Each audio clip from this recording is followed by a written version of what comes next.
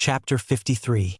Robert le Diable. The pretext of an opera engagement was so much the more feasible, as there chanced to be on that very night a more than ordinary attraction at the Académie Royale.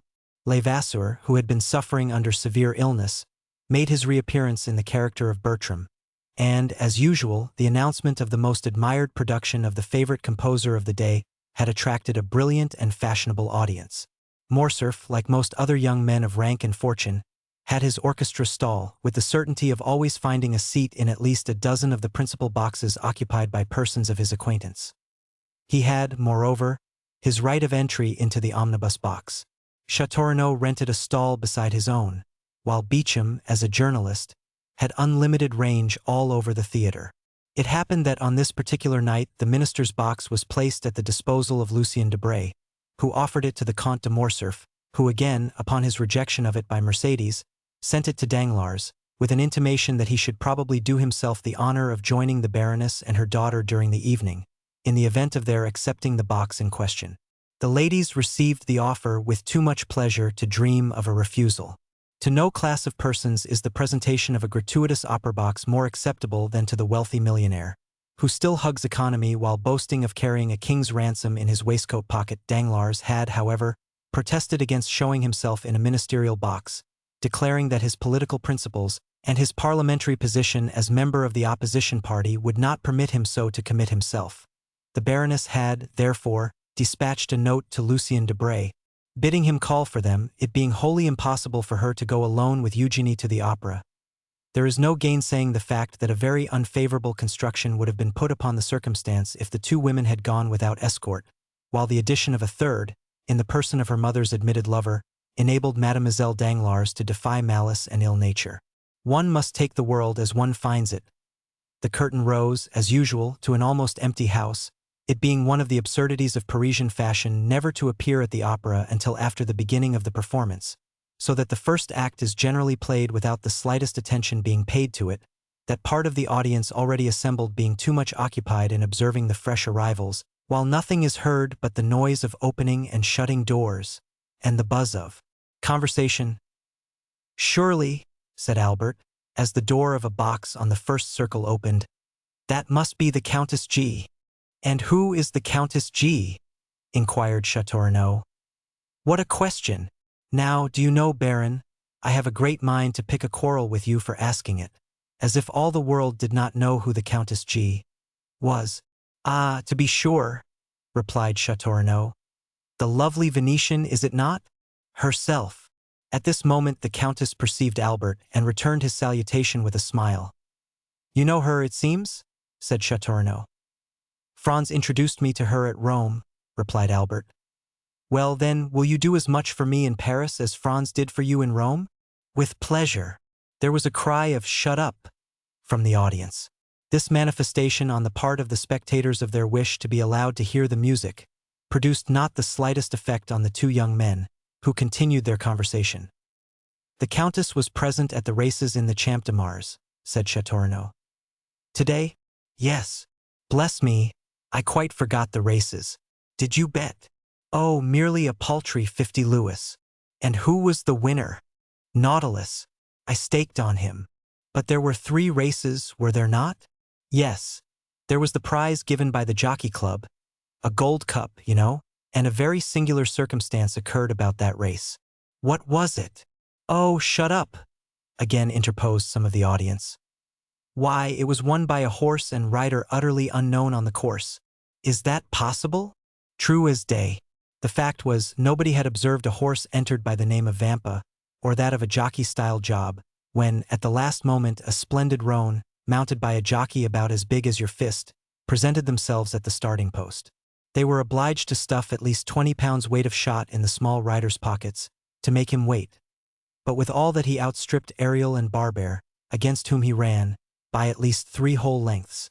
And was it not found out at last to whom the horse and jockey belonged? No. You say that the horse was entered under the name of Vampa? Exactly. That was the title. Then, answered Albert, I am better informed than you are, and know who the owner of that horse was. Shut up there, cried the pit in chorus. And this time the tone and manner in which the command was given, betokened such growing hostility that the two young men perceived, for the first time, that the mandate was addressed to them. Leisurely turning round, they calmly scrutinized the various countenances around them, as though demanding some one person who would take upon himself the responsibility of what they deemed excessive impertinence. But as no one responded to the challenge, the friends turned again to the front of the theater and affected to busy themselves with the stage. At this moment the door of the minister's box opened, and Madame Danglars, accompanied by her daughter, entered, escorted by Lucien Debray, who assiduously conducted them to their seats.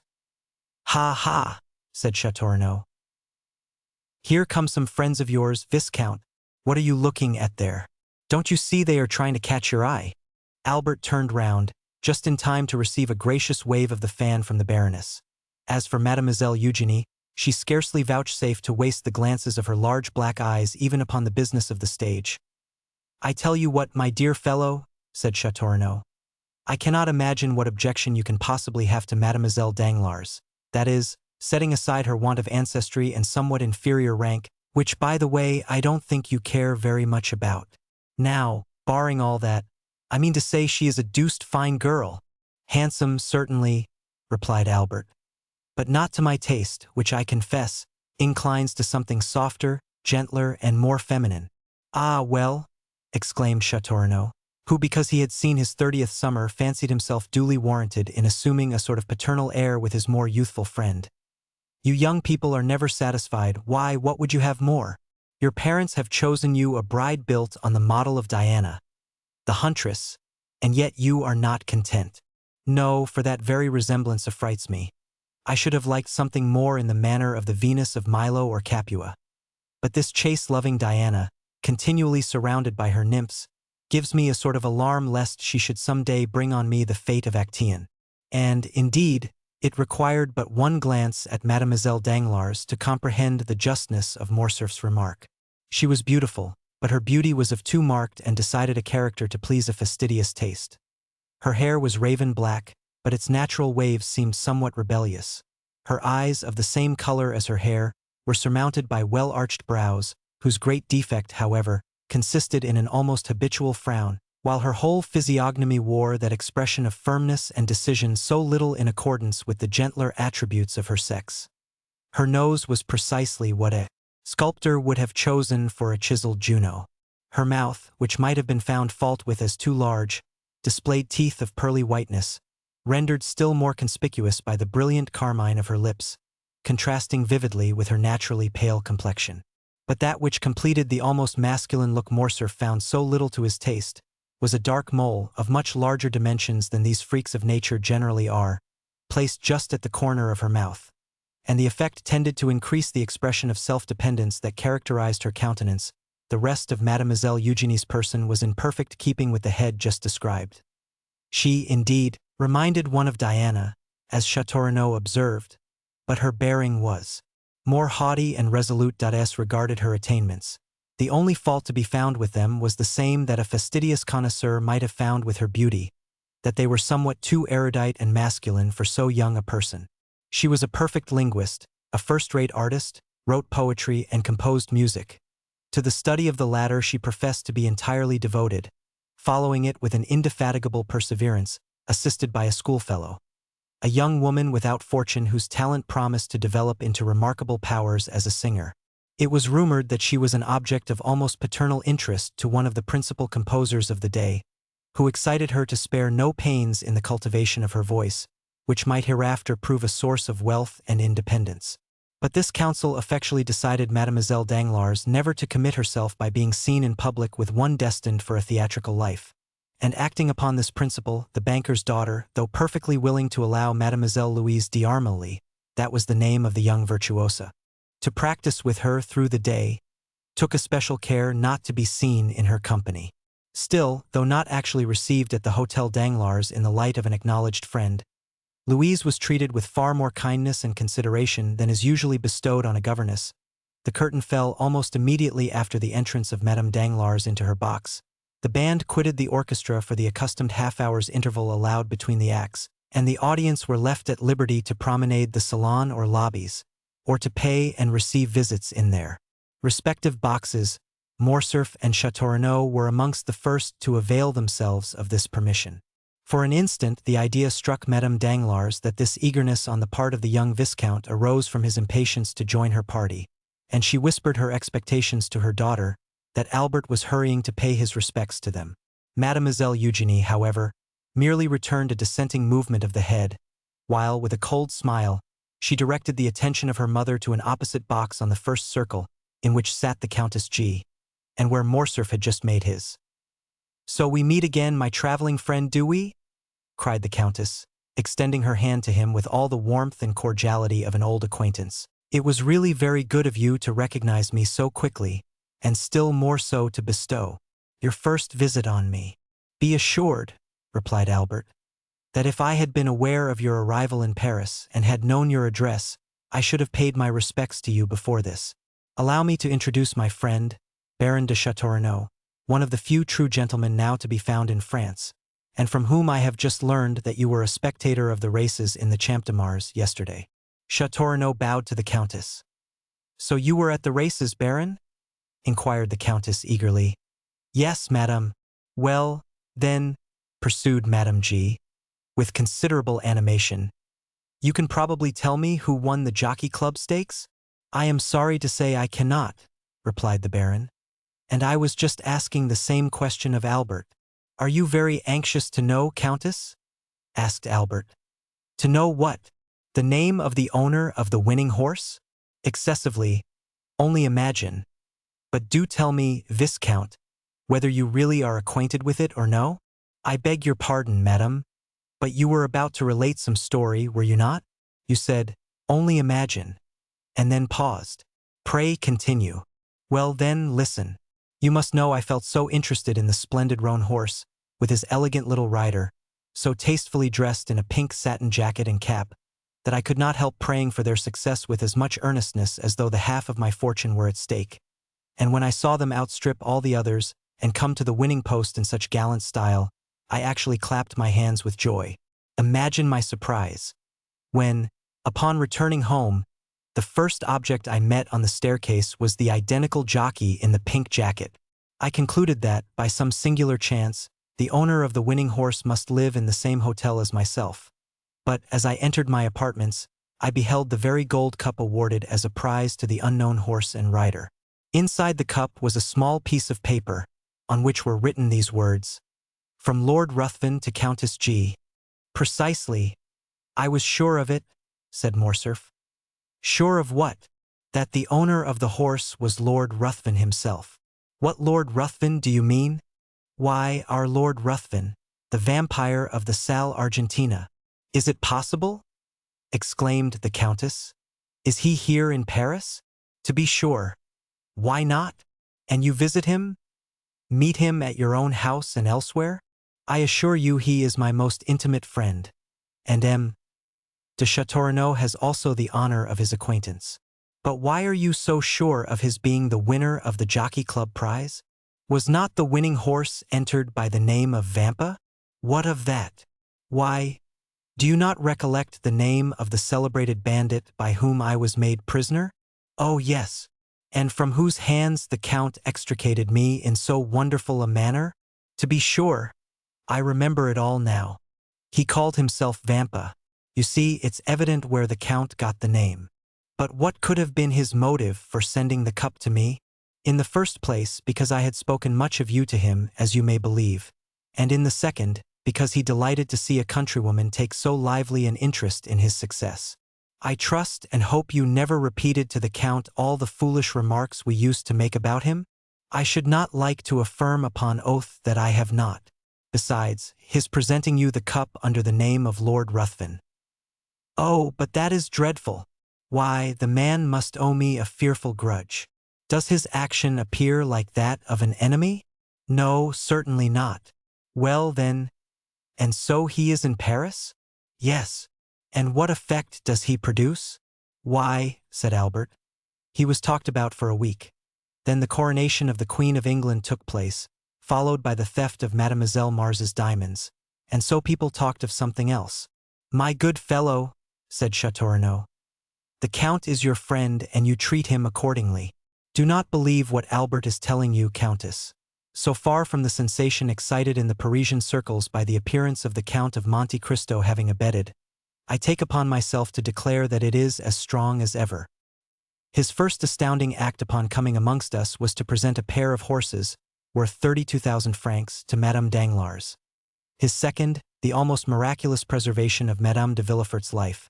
Now it seems that he has carried off the prize awarded by the Jockey Club. I therefore maintain, in spite of Morcerf, that not only is the Count the object of interest at this present moment, but also that he will continue to be so for a month longer if he pleases to exhibit an eccentricity of conduct which, after all, may be his ordinary mode of existence. Perhaps you are right, said Morcerf. Meanwhile, who is in the Russian ambassador's box? Which box do you mean? Asked the Countess. The one between the pillars on the first tier. It seems to have been fitted up entirely afresh. Did you observe anyone during the first act? Asked Châteaurenaud. Where? In that box. No, replied the Countess. It was certainly empty during the first act. Then, resuming the subject of their previous conversation, she said, "And so you really believe it was your mysterious Count of Monte Cristo that gained the prize?" "I am sure of it." "And who afterwards sent the cup to me?" "Undoubtedly. But I don't know him," said the Countess. "I have a great mind to return it." "Do no such thing, I beg of you. He would only send you another, formed of a magnificent sapphire, or hollowed out of a gigantic ruby. It is his way, and you must take him as you find him." At this moment the bell rang to announce the drawing up of the curtain for the second act. Albert rose to return to his place. "Shall I see you again?" asked the Countess. "At the end of the next act, with your permission, I will come and inquire whether there is anything I can do for you in Paris." "Pray take notice," said the Countess, "that my present residence is 22 Rue de Rivoli, and that I am at home to my friends every Saturday evening. So now you are both forewarned." The young men bowed and quitted the box. Upon reaching their stalls, they found the whole of the audience in the parterre standing up and directing their gaze towards the box formerly possessed by the Russian ambassador. A man of from 35 to 40 years of age, dressed in deep black, had just entered, accompanied by a young woman dressed after the Eastern style. The lady was surpassingly beautiful, while the rich magnificence of her attire drew all eyes upon her. "Hullo," said Albert. "It is Monte Cristo and his Greek."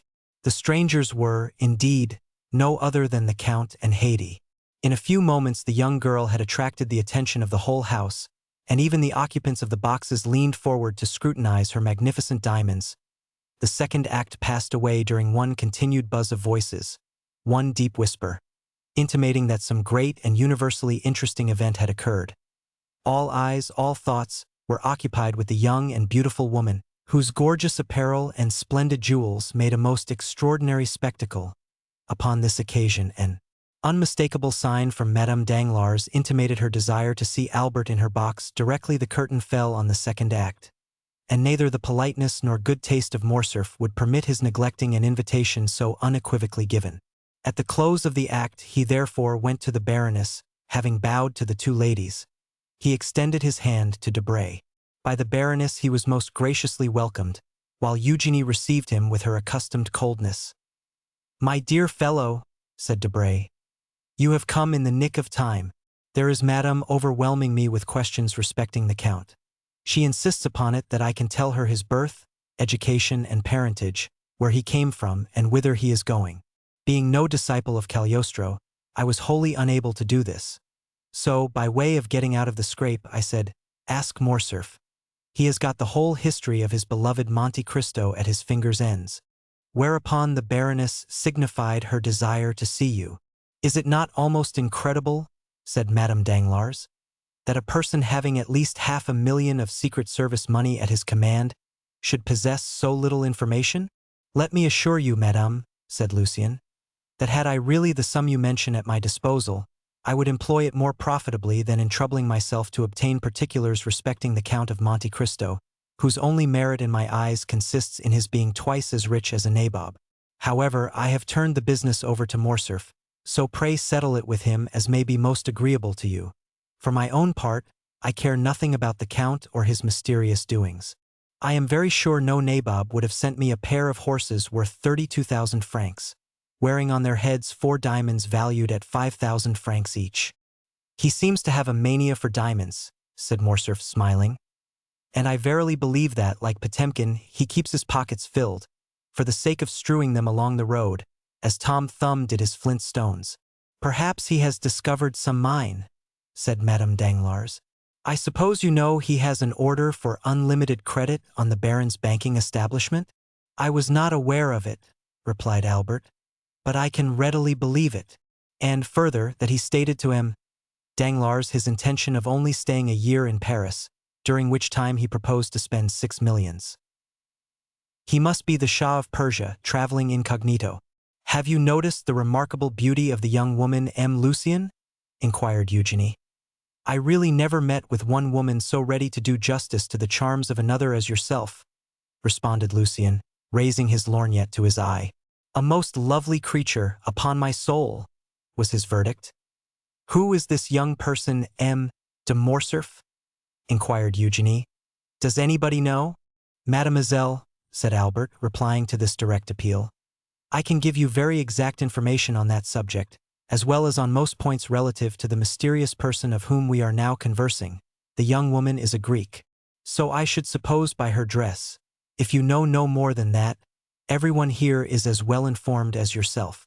I am extremely sorry you find me so ignorant a cicerone, replied Morcerf, but I am reluctantly obliged to confess, I have nothing further to communicate. Yes, stay, I do know one thing more, namely, that she is a musician, for one day when I chanced to be breakfasting with the Count, I heard the sound of a guzla.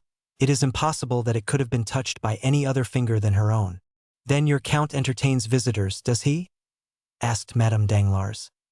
Indeed he does, and in a most lavish manner, I can assure you. I must try and persuade M. Danglars to invite him to a ball or dinner, or something of the sort, that he may be compelled to ask us in return. What? Said Debray, laughing. Do you really mean you would go to his house? Why not? My husband could accompany me. But do you know this mysterious Count is a bachelor? You have ample proof to the contrary if you look opposite, said the Baroness, as she laughingly pointed to the beautiful Greek. No, no, exclaimed Debray. That girl is not his wife. He told us himself she was his slave. Do you not recollect, Morcerf, his telling us so at your breakfast? Well, then, said the Baroness, if slave she be, she has all the air and manner of a princess, of the Arabian Nights, if you like. But tell me, my dear Lucien, what it is that constitutes a princess. Why, diamonds, and she is covered with them. To me she seems overloaded, observed Eugenie. She would look far better if she wore fewer, and we should then be able to see her finely formed throat and wrists. See how the artist peeps out, exclaimed Madame Danglars. My poor Eugenie, you must conceal your passion for the fine arts. I admire all that is beautiful, returned the young lady. What do you think of the Count? Inquired Debray. He is not much amiss, according to my ideas of good looks. The Count? Repeated Eugenie, as though it had not occurred to her to observe him sooner. The Count? Oh, he is so dreadfully pale. I quite agree with you, said Morcerf. And the secret of that very pallor is what we want to find out. The Countess G. insists upon it that he is a vampire. Then the Countess G. has returned to Paris, has she? Inquired the Baroness. Is that she, mamma? Asked Eugenie. Almost opposite to us, with that profusion of beautiful light hair? Yes, said Madame Danglars. That is she. Shall I tell you what you ought to do, Morcerf? Command me, madame. Well, then, you should go and bring your Count of Monte Cristo to us. What for? Asked Eugenie. What for? Why, to converse with him, of course. Have you really no desire to meet him? None whatever, replied Eugenie. Strange child, murmured the Baroness. He will very probably come of his own accord, said Morcerf. There. Do you see, madame, he recognizes you and bows. The Baroness returned the salute in the most smiling and graceful manner. Well, said Morcerf, I may as well be magnanimous, and tear myself away to forward your wishes. Adieu. I will go and try if there are any means of speaking to him. Go straight to his box. That will be the simplest plan. But I have never been presented.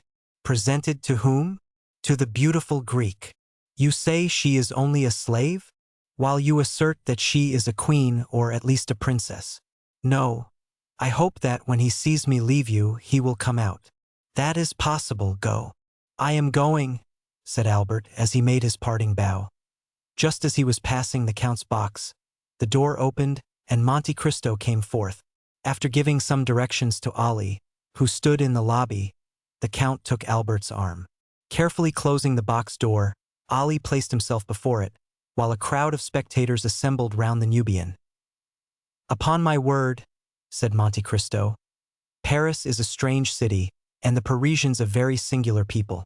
See that cluster of persons collected around poor Ali, who is as much astonished as themselves. Really, one might suppose he was the only Nubian they had ever beheld. Now I can promise you that a Frenchman might show himself in public, either in Tunis, Constantinople, Baghdad, or Cairo, without being treated in that way. That shows that the Eastern nations have too much good sense to waste their time and attention on objects undeserving of either. However, as far as Ali is concerned, I can assure you, the interest he excites is merely from the circumstance of his being your attendant.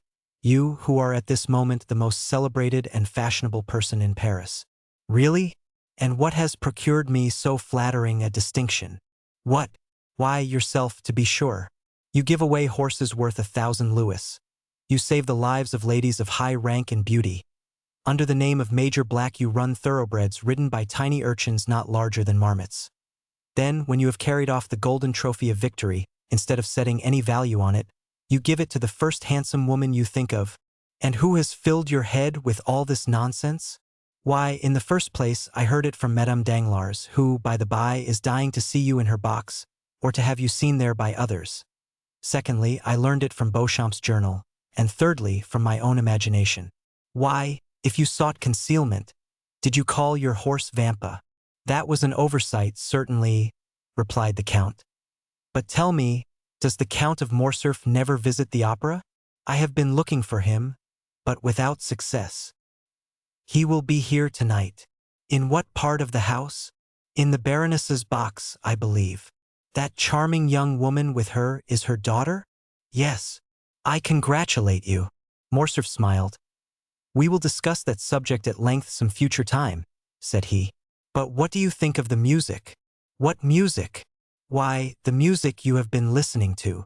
Oh, it is well enough as the production of a human composer, sung by featherless bipeds, to quote the late Diogenes. From which it would seem, my dear Count, that you can at pleasure enjoy the seraphic strains that proceed from the 7 choirs of paradise? You are right, in some degree. When I wish to listen to sounds more exquisitely attuned to melody than mortal ear ever yet listened to, I go to sleep. Then sleep here, my dear Count.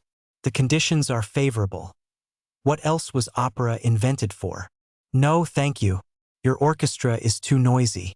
To sleep after the manner I speak of, absolute calm and silence are necessary, and then a certain preparation. I know, the famous hashish. Precisely. So, my dear Viscount, whenever you wish to be regaled with music, come and sup with me. I have already enjoyed that treat when breakfasting with you, said Morcerf. Do you mean at Rome? I do. Ah, then, I suppose you heard Hades' Guzla. The poor exile frequently beguiles a weary hour in playing over to me the airs of her native land. Morcerf did not pursue the subject, and Monte Cristo himself fell into a silent reverie. The bell rang at this moment for the rising of the curtain. You will excuse my leaving you, said the Count, turning in the direction of his box. What? Are you going? Pray, say everything that is kind to Countess G. on the part of her friend the vampire. And what message shall I convey to the Baroness? That, with her permission, I shall do myself the honor of paying my respects in the course of the evening. The third act had begun, and during its progress the Count of Morcerf, according to his promise, made his appearance in the box of Madame Danglars. The Count of Morcerf was not a person to excite either interest or curiosity in a place of public amusement. His presence, therefore, was wholly unnoticed, save by the occupants of the box in which he had just seated himself. The quick eye of Monte Cristo, however, marked his coming, and a slight though meaning smile passed over his lips. Haydée, whose soul seemed centered in the business of the stage, like all unsophisticated natures, delighted in whatever addressed itself to the eye or ear. The third act passed off as usual. Mademoiselle Noblet, Julia, and Leroux executed the customary pirouettes. Robert duly challenged the Prince of Granada, and the royal father of the Princess Isabella, taking his daughter by the hand, swept round the stage with majestic strides, the better to display the rich folds of his velvet robe and mantle. After which the curtain again fell, and the spectators poured forth from the theater into the lobbies and salon. The Count left his box, and a moment later was saluting the Baron Danglars, who could not restrain a cry of mingled pleasure and surprise. "You are welcome, Count," she exclaimed, as he entered. "I have been most anxious to see you, that I might repeat orally the thanks writing can so ill express. Surely so trifling a circumstance cannot deserve a place in your remembrance. Believe me, madam, I had entirely forgotten it. But it is not so easy to forget, monsieur, that the very next day after your princely gift you saved the life of my dear friend, Madame de Villefort, which was endangered by the very animals your generosity restored to me. This time, at least, I do not deserve your thanks. It was Ali, my Nubian slave, who rendered this service to Madame de Villefort." "Was it Ali," asked the Count of Morcerf, "who rescued my son from the hands of bandits?" "No, Count," replied Monte Cristo, taking the hand held out to him by the general. "In this instance I may fairly and freely accept your thanks, but you have already tendered them and fully discharged your debt, if indeed there existed one, and I feel almost mortified to find you still reverting to the subject. May I beg of you, Baroness, to honor me with an introduction to your daughter?" "Oh, you are no stranger, at least not by name," replied Madame Danglars. "And the last 2 or 3 days we have really talked of nothing but you. Eugénie," continued the Baroness, turning towards her daughter, "this is the Count of Monte Cristo." The Count bowed, while Mademoiselle Danglars bent her head slightly. "You have a charming young person with you tonight, Count," said Eugénie. "Is she your daughter?" "No, mademoiselle," said Monte Cristo, astonished at the coolness and freedom of the question. "She is a poor unfortunate Greek left under my care." "And what is her name?" "Haydée," replied Monte Cristo. "A Greek?" murmured the Count of Morcerf. "Yes, indeed, Count," said Madame Danglars. "And tell me, did you ever see at the court of Ali Tepelini, whom you so gloriously and valiantly served, a more exquisite beauty or richer costume?" "Did I hear rightly, monsieur," said Monte Cristo, "that you served at Yanina?" "I was Inspector General of the Pasha's troops," replied Morcerf. "And it is no secret that I owe my fortune, such as it is, to the liberality of the illustrious Albanese chief." "But look!" exclaimed Madame Danglars. "Where?" stammered Morcerf. "There," said Monte Cristo, placing his arms around the Count, and leaning with him over the front of the box, just as Haydée, whose eyes were occupied in examining the theater in search of her guardian, perceived his pale features close to Morcerf's face. It was as if the young girl beheld the head of Medusa. She bent forwards as though to assure herself of the reality of what she saw. Then, uttering a faint cry, threw herself back in her seat. The sound was heard by the people about Ali, who instantly opened the box door.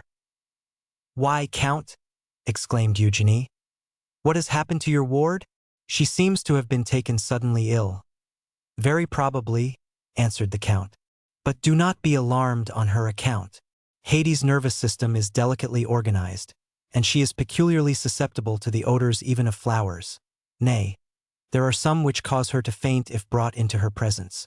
However," continued Monte Cristo, drawing a small phial from his pocket, "I have an infallible remedy." So saying, he bowed to the Baroness and her daughter, exchanged a parting shake of the hand with Debray and the Count, and left Madame Danglars' box. Upon his return to Haydée, he found her still very pale. As soon as she saw him, she seized his hand. Her own hands were moist and icy cold. "Who was it you were talking with over there?" she asked. "With the Count of Morcerf," answered Monte Cristo. "He tells me he served your illustrious father, and that he owes his fortune to him." "Wretch!" exclaimed Haydée, her eyes flashing with rage. "He sold my father to the Turks, and the fortune he boasts of was the price of his treachery." Did not you know that, my dear lord? Something of this I heard in Epirus, said Monte Cristo. But the particulars are still unknown to me. You shall relate them to me, my child. They are, no doubt, both curious and interesting. Yes, yes, but let us go. I feel as though it would kill me to remain long near that dreadful man.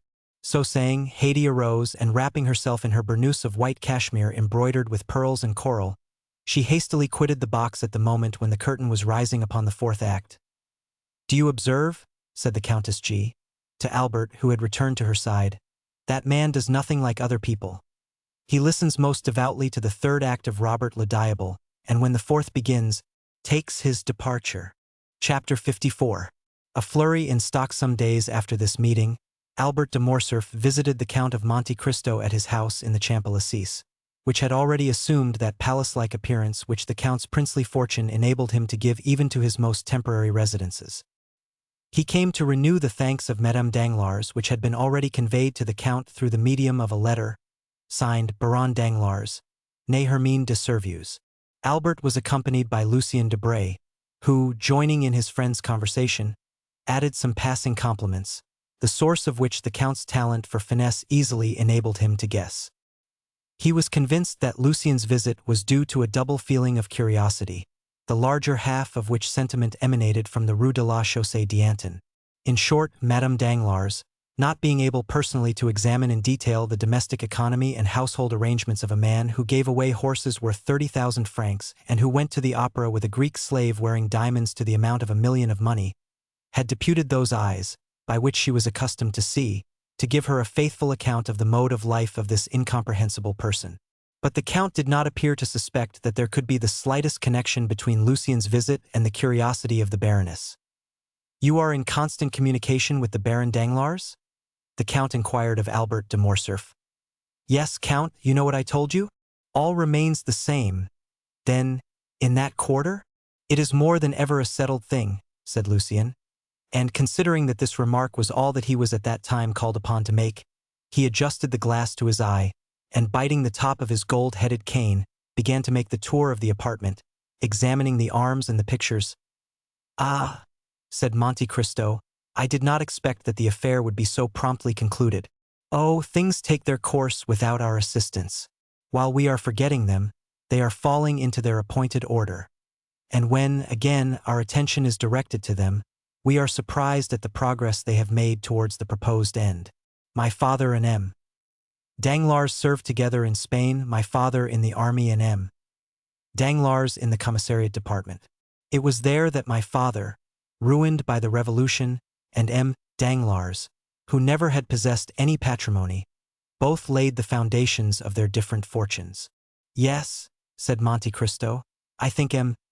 Danglars mentioned that in a visit which I paid him, and," continued he, casting a side glance at Lucien, who was turning over the leaves of an album, "Mademoiselle Eugénie is pretty. I think I remember that to be her name." "Very pretty, or rather, very beautiful," replied Albert. "But of that style of beauty which I do not appreciate. I am an ungrateful fellow." "You speak as if you were already her husband." "Ah," returned Albert, in his turn looking around to see what Lucien was doing.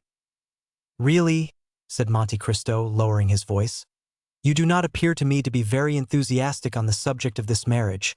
"Mademoiselle Danglars is too rich for me," replied Morcerf, "and that frightens me." "Bah!" exclaimed Monte Cristo. "That's a fine reason to give. Are you not rich yourself?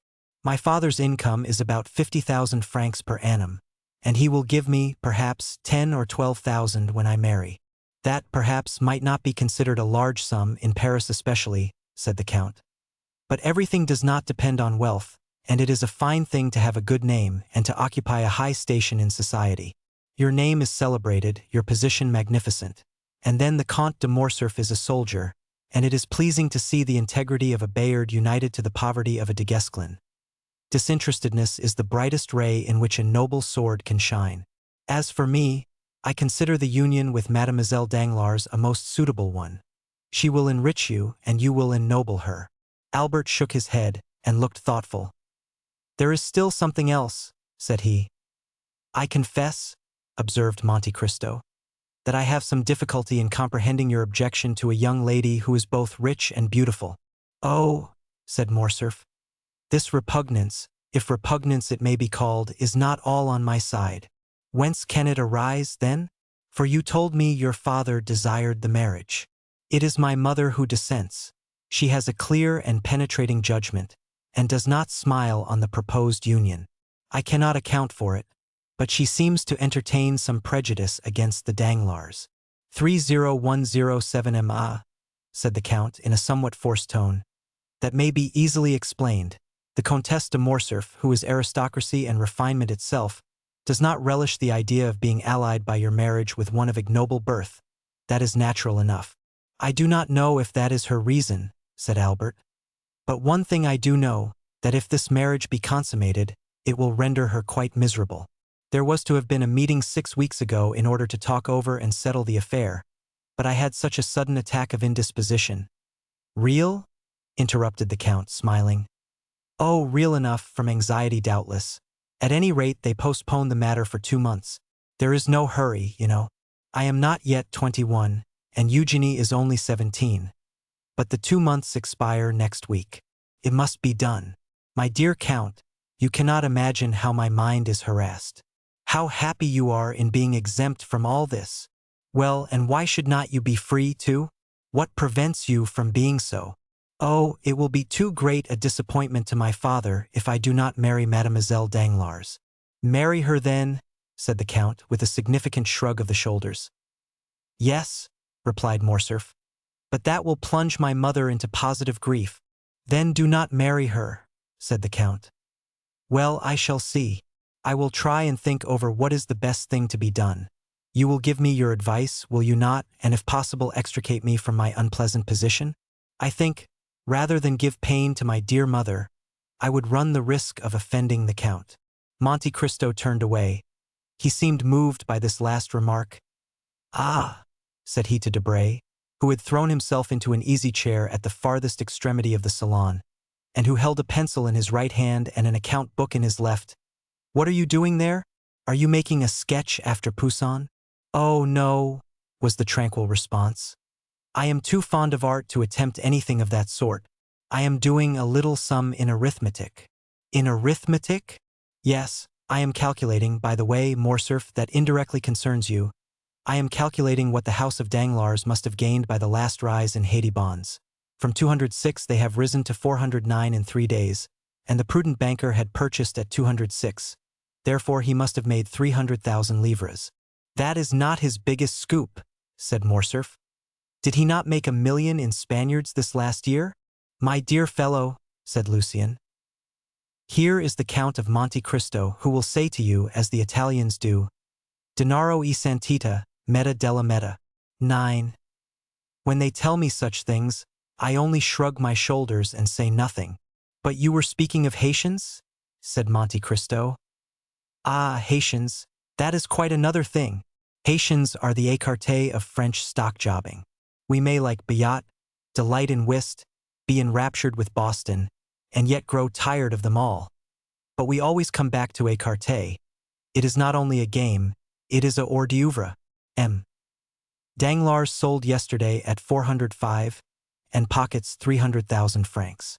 Had he but waited till today, the price would have fallen to 205, and instead of gaining 300,000 francs, he would have lost 20 or 25,000.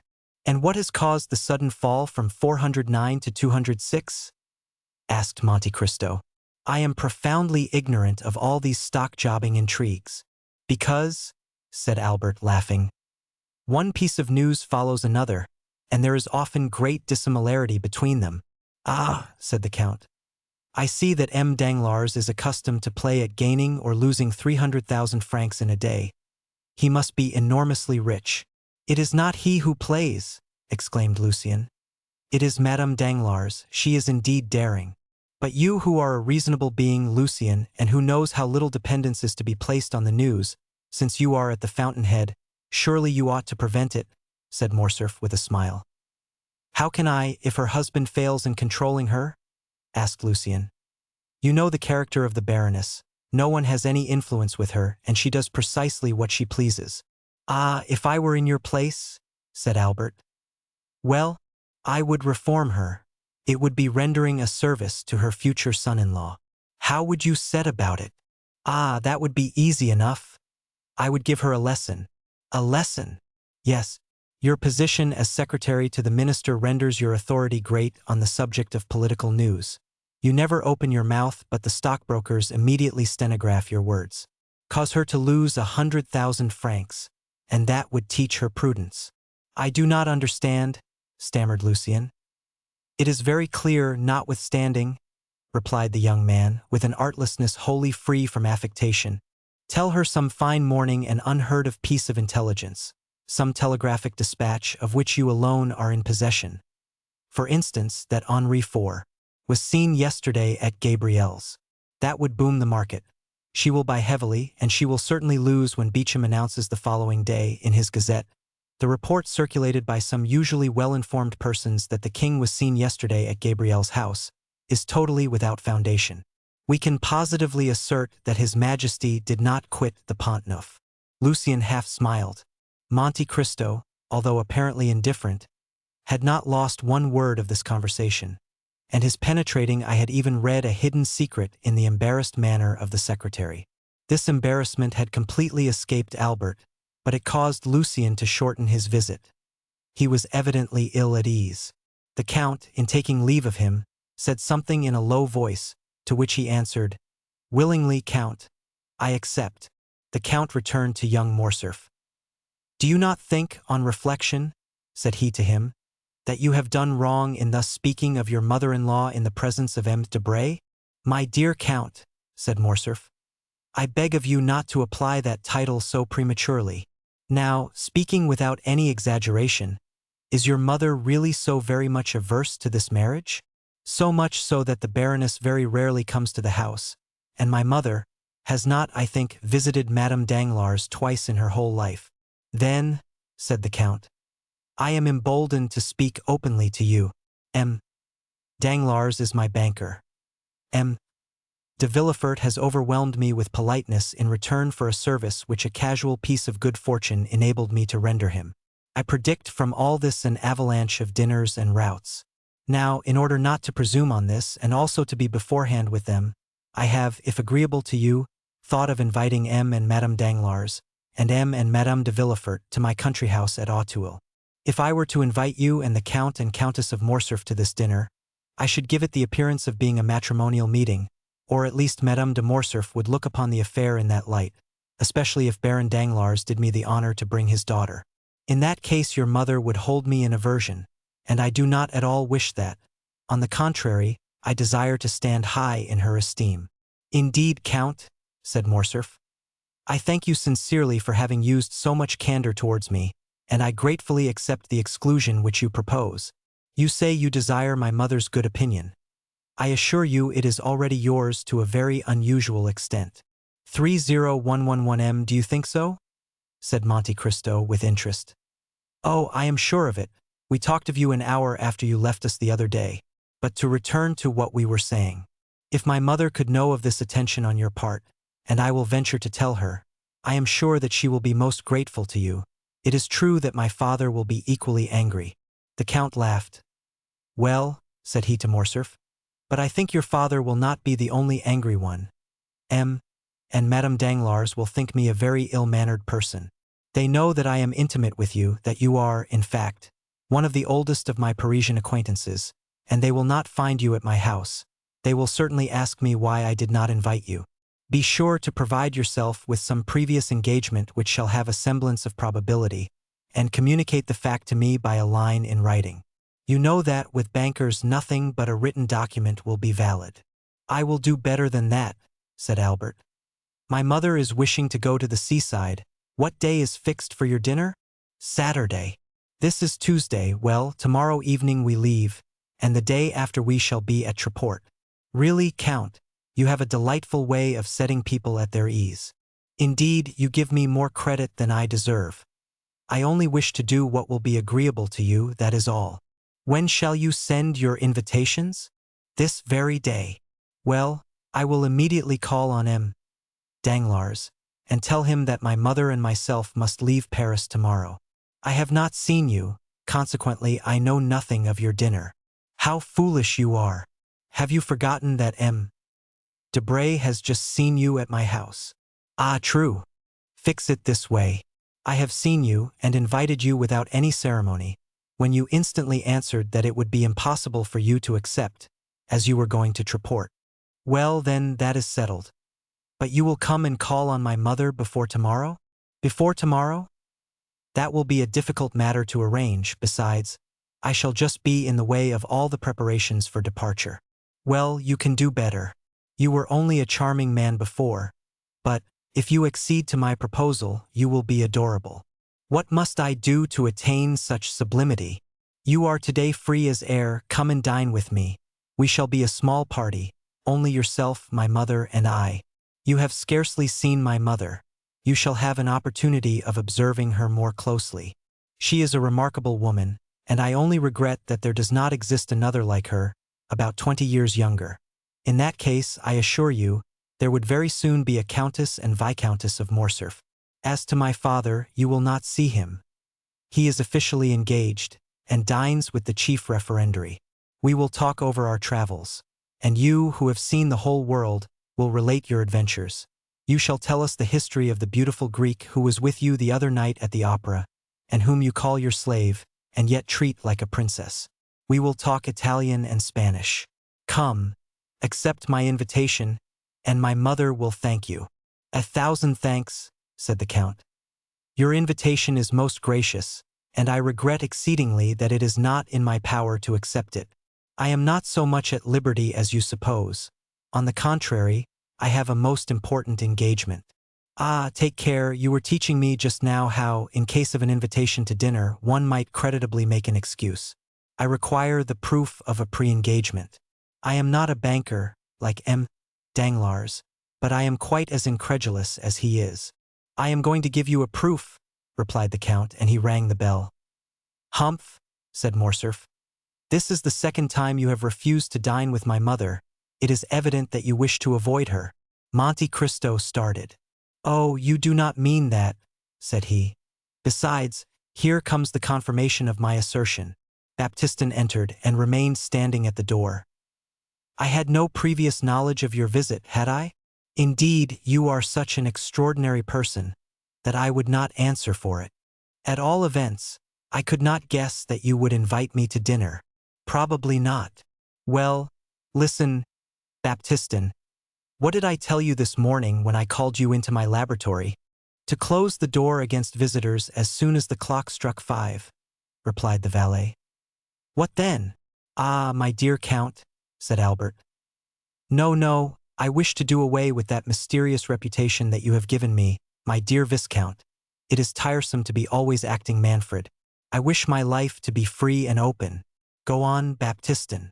Then to admit no one except Major Bartolomeo Cavalcanti and his son. You hear, Major Bartolomeo Cavalcanti, a man who ranks amongst the most ancient nobility of Italy, whose name Dante has celebrated in the 10th canto of the Inferno. You remember it, do you not? Then there is his son, Andrea, a charming young man, about your own age, Viscount, bearing the same title as yourself, and who is making his entry into the Parisian world, aided by his father's millions. The Major will bring his son with him this evening, the Contino, as we say in Italy. He confides him to my care. If he proves himself worthy of it, I will do what I can to advance his interests. You will assist me in the work, will you not?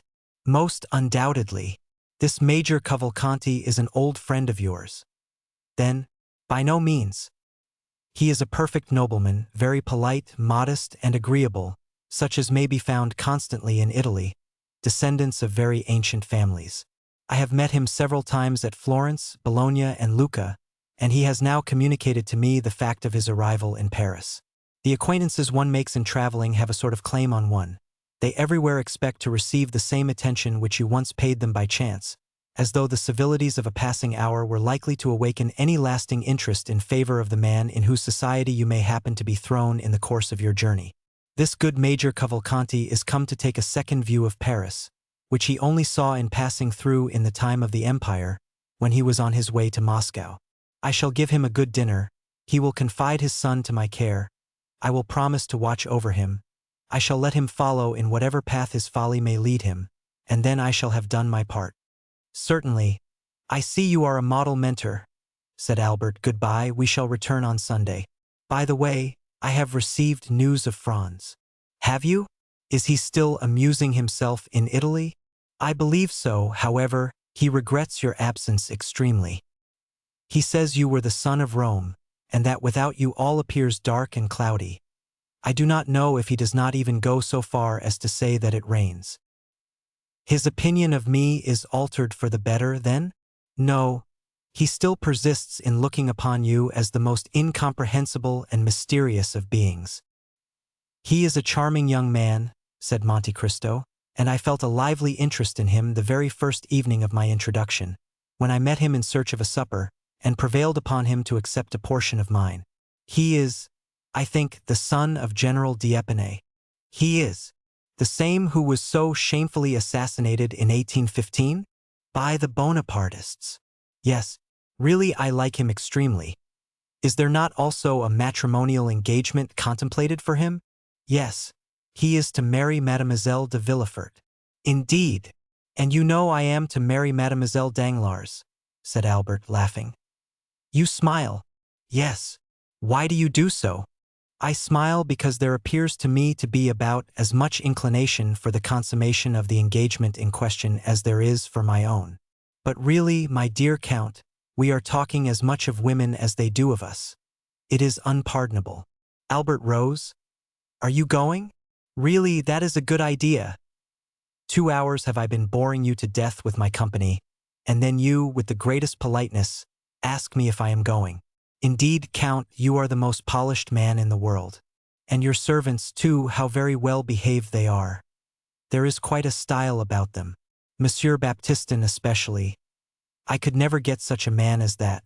My servants seem to imitate those you sometimes see in a play, who, because they have only a word or two to say, acquit themselves in the most awkward manner possible. Therefore, if you part with M. Baptistin, give me the refusal of him. By all means. That is not all.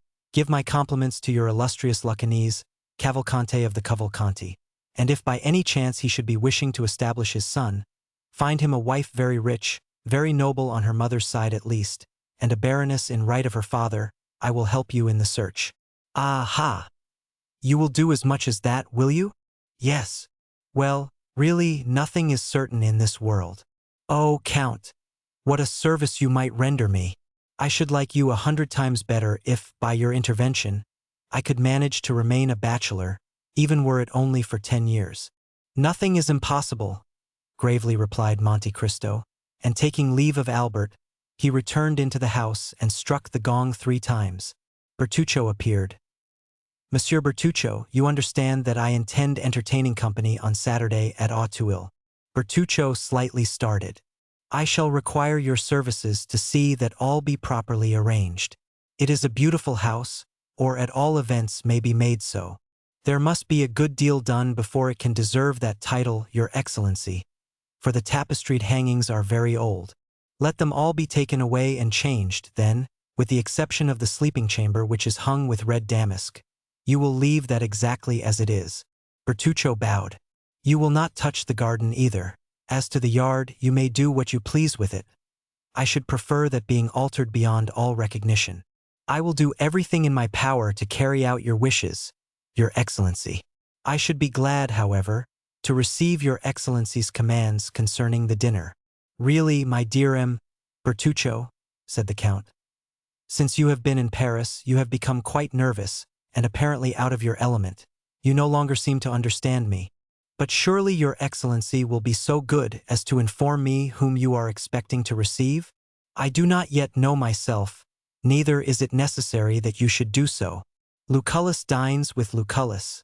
That is quite sufficient. Bertuccio bowed and left the room. Chapter 55. Major Cavalcanti. Both the Count and Baptistin had told the truth when they announced to Morcerf the proposed visit of the Major, which had served Monte Cristo as a pretext for declining Albert's invitation. 7 o'clock had just struck and M. Bertuccio, according to the command which had been given him, had 2 hours before left for Auteuil, when a cab stopped at the door, and after depositing its occupant at the gate, immediately hurried away, as if ashamed of its employment. The visitor was about 52 years of age, dressed in one of the green surtouts, ornamented with black frogs, which have so long maintained their popularity all over Europe. He wore trousers of blue cloth, boots tolerably clean, but not of the brightest polish, and a little too thick in the soles, buckskin gloves, a hat somewhat resembling in shape those usually worn by the gendarmes, and a black cravat striped with white, which, if the proprietor had not worn it of his own free will, might have passed for a halter, so much did it resemble one. Such was the picturesque costume of the person who rang at the gate, and demanded if it was not at number 30 in the Avenue de Champs-Élysées that the Count of Monte Cristo lived, and who, being answered by the porter in the affirmative, entered, closed the gate after him, and began to ascend the steps. The small and angular head of this man, his white hair and thick gray mustaches, caused him to be easily recognized by Baptistin, who had received an exact description of the expected visitor, and who was awaiting him in the hall. Therefore, scarcely had the stranger time to pronounce his name before the Count was apprised of his arrival. He was ushered into a simple and elegant drawing-room, and the Count rose to meet him with a smiling air. "Ah, my dear sir, you are most welcome. I was expecting you." "Indeed," said the Italian. "Was your Excellency then aware of my visit?" "Yes. I had been told that I should see you today at 7 o'clock. Then you have received full information concerning my arrival?" "Of course." "Ah, so much the better. I feared this little precaution might have been forgotten." 30119M. "What precaution?" "That of informing you beforehand of my coming." "Oh no, it has not. But you are sure you are not mistaken?" "Very sure." "It really was I whom your Excellency expected at 7 o'clock this evening?" "I will prove it to you beyond a doubt." "Oh no, never mind that," said the Italian. "It is not worth the trouble." "Yes, yes," said Monte Cristo. His visitor appeared slightly uneasy. "Let me see," said the Count. "Are you not the Marquis Bartolomeo Cavalcanti?" "Bartolomeo Cavalcanti," joyfully replied the Italian. "Yes, I am really he. Ex-major in the Austrian service?" "Was I a major?" timidly asked the old soldier. "Yes," said Monte Cristo, "you were a major. That is the title the French give to the post which you filled in Italy." "Very good," said the major. "I do not demand more, you understand. Your visit here today is not of your own suggestion, is it?" said Monte Cristo. "No, certainly not." "You were sent by some other person?" "Yes." "By the excellent Abbé Busoni?" "Exactly so," said the delighted major. "And you have a letter?" "Yes, there it is." "Give it to me, then." And Monte Cristo took the letter, which he opened and read. The major looked at the Count with his large staring eyes, and then took a survey of the apartment, but his gaze almost immediately reverted to the proprietor of the room. "Yes, yes, I see. Major Cavalcanti, a worthy patrician of Lucca, a descendant of the Cavalcanti of Florence," continued Monte Cristo, reading aloud. "Possessing an income of 500,000. Monte Cristo raised his eyes from the paper and bowed. "500,000, said he. "Magnificent! 500,000, is it?" said the major. "Yes, in so many words, and it must be so, for the abbé knows correctly the amount of all the largest fortunes in Europe. Be it 500,000, then? But on my word of honor, I had no idea that it was so much. Because you are robbed by your steward. You must make some reformation in that quarter." "You have opened my eyes," said the Italian gravely. "I will show the gentleman the door." Monte Cristo resumed the perusal of the letter. "And who only needs one thing more to make him happy." "Yes, indeed, but one," said the major with a sigh. "Which is to recover a lost and adored son." "A lost and adored son, stolen away in his infancy, either by an enemy of his noble family or by the gypsies. At the age of 5 years, said the major with a deep sigh, and raising his eye to heaven. "Unhappy father," said Monte Cristo. The Count continued, "I have given him renewed life and hope, in the assurance that you have the power of restoring the son whom he has vainly sought for 15 years. The major looked at the Count with an indescribable expression of anxiety. I have the power of so doing, said Monte Cristo. The major recovered his self-possession. So then, said he, the letter was true to the end? Did you doubt it, my dear Monsieur Bartolomeo? No, indeed, certainly not. A good man, a man holding religious office, as does the Abbé Busoni, could not condescend to deceive or play off a joke. But your Excellency has not read all. Ah, true, said Monte Cristo. There is a postscript. Yes, yes, repeated the major. Yes, there is a postscript. In order to save Major Cavalcanti the trouble of drawing on his banker, I send him a draft for 2,000 francs to defray his traveling expenses, and credit on you for the further sum of 48,000 francs, which you still owe me. The major awaited the conclusion of the postscript, apparently with great anxiety. Very good, said the Count. He said very good, muttered the major. Then, sir, replied he. Then what? Asked Monte Cristo. Then the postscript. Well, what of the postscript? Then the postscript is as favorably received by you as the rest of the letter? Certainly, the Abbé Busoni and myself have a small account open between us. I do not remember if it is exactly 48,000 francs, which I am still owing him, but I dare say we shall not dispute the difference. You attached great importance, then, to this postscript, my dear Monsieur Cavalcanti.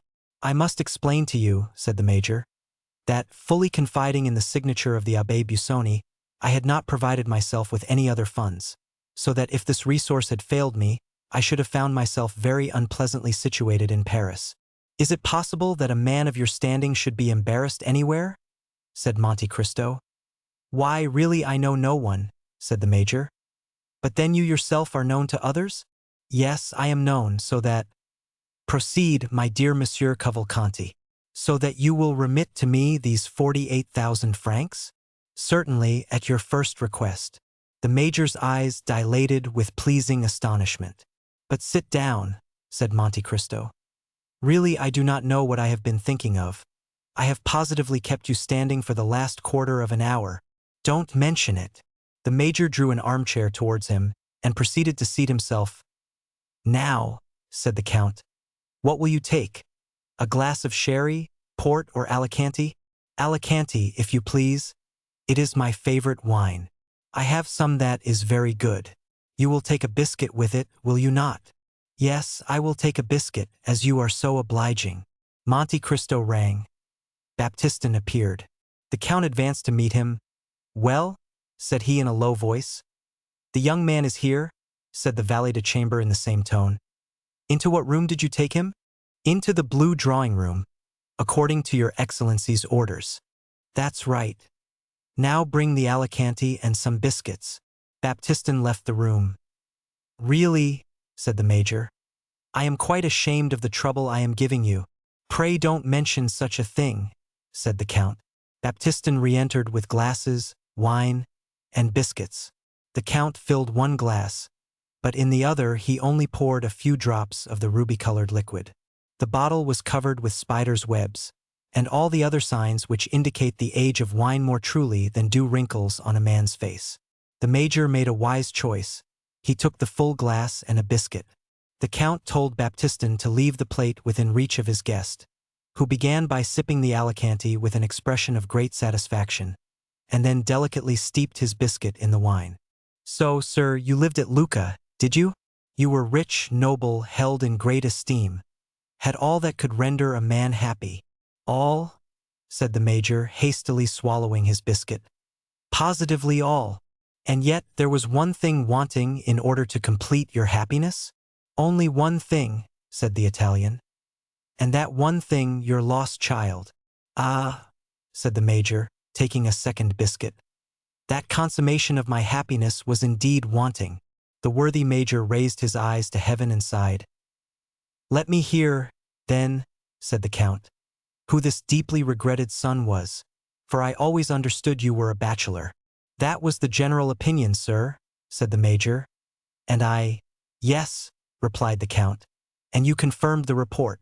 A youthful indiscretion, I suppose, which you were anxious to conceal from the world at large. The major recovered himself and resumed his usual calm manner, at the same time casting his eyes down. either to give himself time to compose his countenance, or to assist his imagination, all the while giving an underlook at the Count, the protracted smile on whose lips still announced the same polite curiosity. "Yes," said the Major, "I did wish this fault to be hidden from every eye." "Not on your own account, surely," replied Monte Cristo. "For a man is above that sort of thing?" "Oh, no, certainly not on my own account," said the Major with a smile and a shake of the head. "But for the sake of the mother?" said the Count. "Yes, for the mother's sake, his poor mother," cried the Major, taking a third biscuit. "Take some more wine, my dear Cavalcanti," said the Count, pouring out for him a second glass of Alicante. "Your emotion has quite overcome you." "His poor mother," murmured the Major, trying to get the lacrimal gland in operation, so as to moisten the corner of his eye with a false tear. "She belonged to one of the first families in Italy, I think, did she not?" "She was of a noble family of Fiesole, Count. And her name was—" "Do you desire to know her name?" "Oh," said Monte Cristo, "it would be quite superfluous for you to tell me, for I already know it." "The Count knows everything," said the Italian, bowing. "Oliva Corsinari, was it not?" "Oliva Corsinari. A marchioness?" "A marchioness! And you married her at last, notwithstanding the opposition of her family?" "Yes, that was the way it ended." "And you have doubtless brought all your papers with you?" said Monte Cristo. "What papers?" "The certificate of your marriage with Oliva Corsinari, and the register of your child's birth." "The register of my child's birth?" "The register of the birth of Andrea Cavalcanti, of your son. Is not his name Andrea?" "I believe so," said the Major. "What? You believe so?" "I dare not positively assert it, as he has been lost for so long a time." "Well, then," said Monte Cristo, "you have all the documents with you?" "Your Excellency, I regret to say that, not knowing it was necessary to come provided with these papers, I neglected to bring them." "That is unfortunate," returned Monte Cristo. "Were they, then, so necessary?" "They were indispensable." The Major passed his hand across his brow. "Ah, perbacco indispensable, were they?" "Certainly they were." "Supposing there were to be doubts raised as to the validity of your marriage or the legitimacy of your child?" "True," said the Major. "There might be doubts raised. In that case your son would be very unpleasantly situated. It would be fatal to his interests. It might cause him to fail in some desirable matrimonial alliance." "O peccato!" "You must know that in France they are very particular on these points. It is not sufficient, as in Italy, to go to the priest and say, 'We love each other and want you to marry us.' Marriage is a civil affair in France, and in order to marry in an orthodox manner you must have papers which undeniably establish your identity. That is the misfortune. You see, I have not these necessary papers." "Fortunately, I have them, though," said Monte Cristo. "You? Yes, you have them. I have them." "Ah, indeed?" said the Major, who, seeing the object of his journey frustrated by the absence of the papers, feared also that his forgetfulness might give rise to some difficulty concerning the 48,000 francs. "Ah, indeed, that is a fortunate circumstance. Yes, that really is lucky, for it never occurred to me to bring them. I do not at all wonder at it. One cannot think of everything. But happily the Abbé Busoni thought for you. He is an excellent person. He is extremely prudent and thoughtful. He is an admirable man," said the Major. "And he sent them to you?" "Here they are." The Major clasped his hands in token of admiration. "You married Oliva Corsinari in the church of San Paolo del Montecatini. Here is the priest's certificate." "Yes, indeed, there it is truly," said the Italian, looking on with astonishment. "And here is Andrea Cavalcanti's baptismal register, given by the cure of Saravezza. All quite correct. Take these documents, then. They do not concern me. You will give them to your son, who will, of course, take great care of them." "I should think so, indeed. If he were to lose them—" "Well, and if he were to lose them?" said Monte Cristo. "In that case," replied the Major, "it would be necessary to write to the cure for duplicates, and it would be some time before they could be obtained." "It would be a difficult matter to arrange," said Monte Cristo. "Almost an impossibility," replied the Major. I am very glad to see that you understand the value of these papers. I regard them as invaluable. Now, said Monte Cristo, as to the mother of the young man. As to the mother of the young man, repeated the Italian with anxiety. As regards the Marchesa Corsinari? Really, said the major. Difficulties seem to thicken upon us. Will she be wanted in any way? No, sir, replied Monte Cristo. Besides, has she not? Yes, sir, said the major. She has paid the last debt of nature? Alas, yes, returned the Italian. I knew that, said Monte Cristo. She has been dead these 10 years, and I am still mourning her loss, exclaimed the major, drawing from his pocket a checked handkerchief, and alternately wiping first the left and then the right eye. What would you have? Said Monte Cristo. We are all mortal. Now you understand, my dear Monsieur Cavalcanti, that it is useless for you to tell people in France that you have been separated from your son for 15 years. Stories of gypsies who steal children are not at all in vogue in this part of the world, and would not be believed. You sent him for his education to a college in one of the provinces, and now you wish him to complete his education in the Parisian world. That is the reason which has induced you to leave Viareggio, where you have lived since the death of your wife. That will be sufficient. You think so? Certainly. Very well, then. If they should hear of the separation. Ah, yes, what could I say? That an unfaithful tutor, bought over by the enemies of your family, by the Corsinari? Precisely, had stolen away this child, in order that your name might become extinct. That is reasonable, since he is an only son. Well, now that all is arranged, do not let these newly awakened remembrances be forgotten. You have, doubtless, already guessed that I was preparing a surprise for you. An agreeable one? Asked the Italian. Ah, I see the eye of a father is no more to be deceived than his heart. Said the major. Someone has told you the secret, or perhaps you guessed that he was here. That who was here? Your child, your son, your Andrea. I did guess it, replied the major with the greatest possible coolness. Then he is here? He is, said Monte Cristo. When the valet de chambre came in just now, he told me of his arrival. Ah, very well, said the major, clutching the buttons of his coat at each exclamation. My dear sir, said Monte Cristo, I understand your emotion. You must have time to recover yourself. I will, in the meantime, go and prepare the young man for this much-desired interview, for I presume that he is not less impatient for it than yourself. I should quite imagine that to be the case, said Cavalcanti. Well, in a quarter of an hour he shall be with you. You will bring him, then? You carry your goodness so far as even to present him to me yourself. No, I do not wish to come between a father and son. Your interview will be private. But do not be uneasy. Even if the powerful voice of nature should be silent, you cannot well mistake him. He will enter by this door. He is a fine young man of fair complexion, a little too fair, perhaps, pleasing in manners, but you will see and judge for yourself. By the way, said the major, you know I have only the 2,000 francs which the Abbé Busoni sent me. This sum I have expended upon traveling expenses and you want money. That is a matter of course, my dear M. Cavalcanti. Well, here are 8,000 francs on account. The major's eyes sparkled brilliantly. It is 40,000 francs which I now owe you, said Monte Cristo. Does your excellency wish for a receipt? Said the major, at the same time slipping the money into the inner pocket of his coat.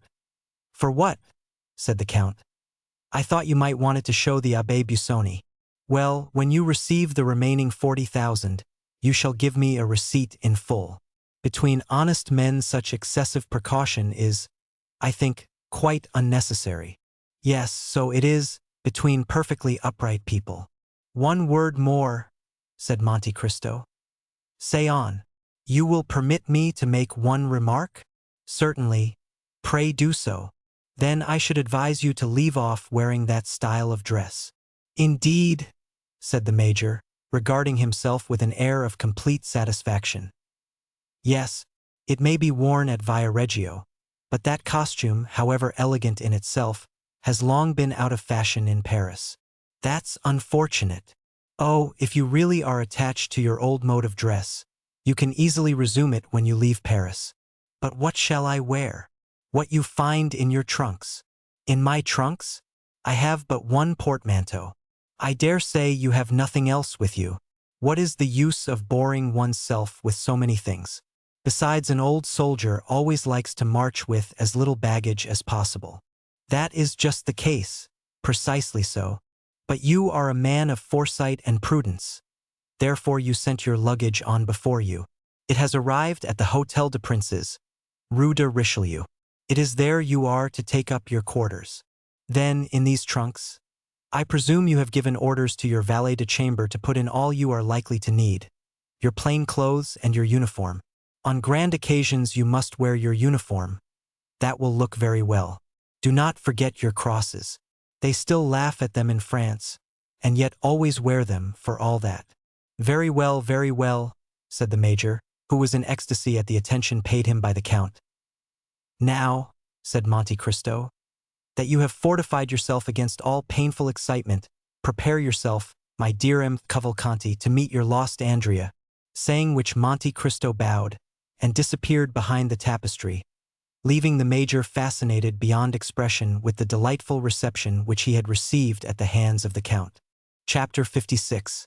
Andrea Cavalcanti. The Count of Monte Cristo entered the adjoining room, which Baptistin had designated as the drawing-room, and found there a young man of graceful demeanor and elegant appearance, who had arrived in a cab about half an hour previously.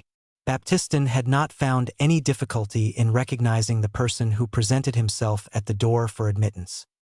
He was certainly the tall young man with light hair, red beard, black eyes, and brilliant complexion, whom his master had so particularly described to him.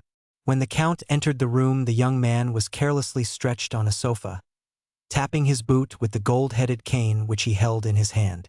On perceiving the count, he rose quickly. "The Count of Monte Cristo, I believe?" said he.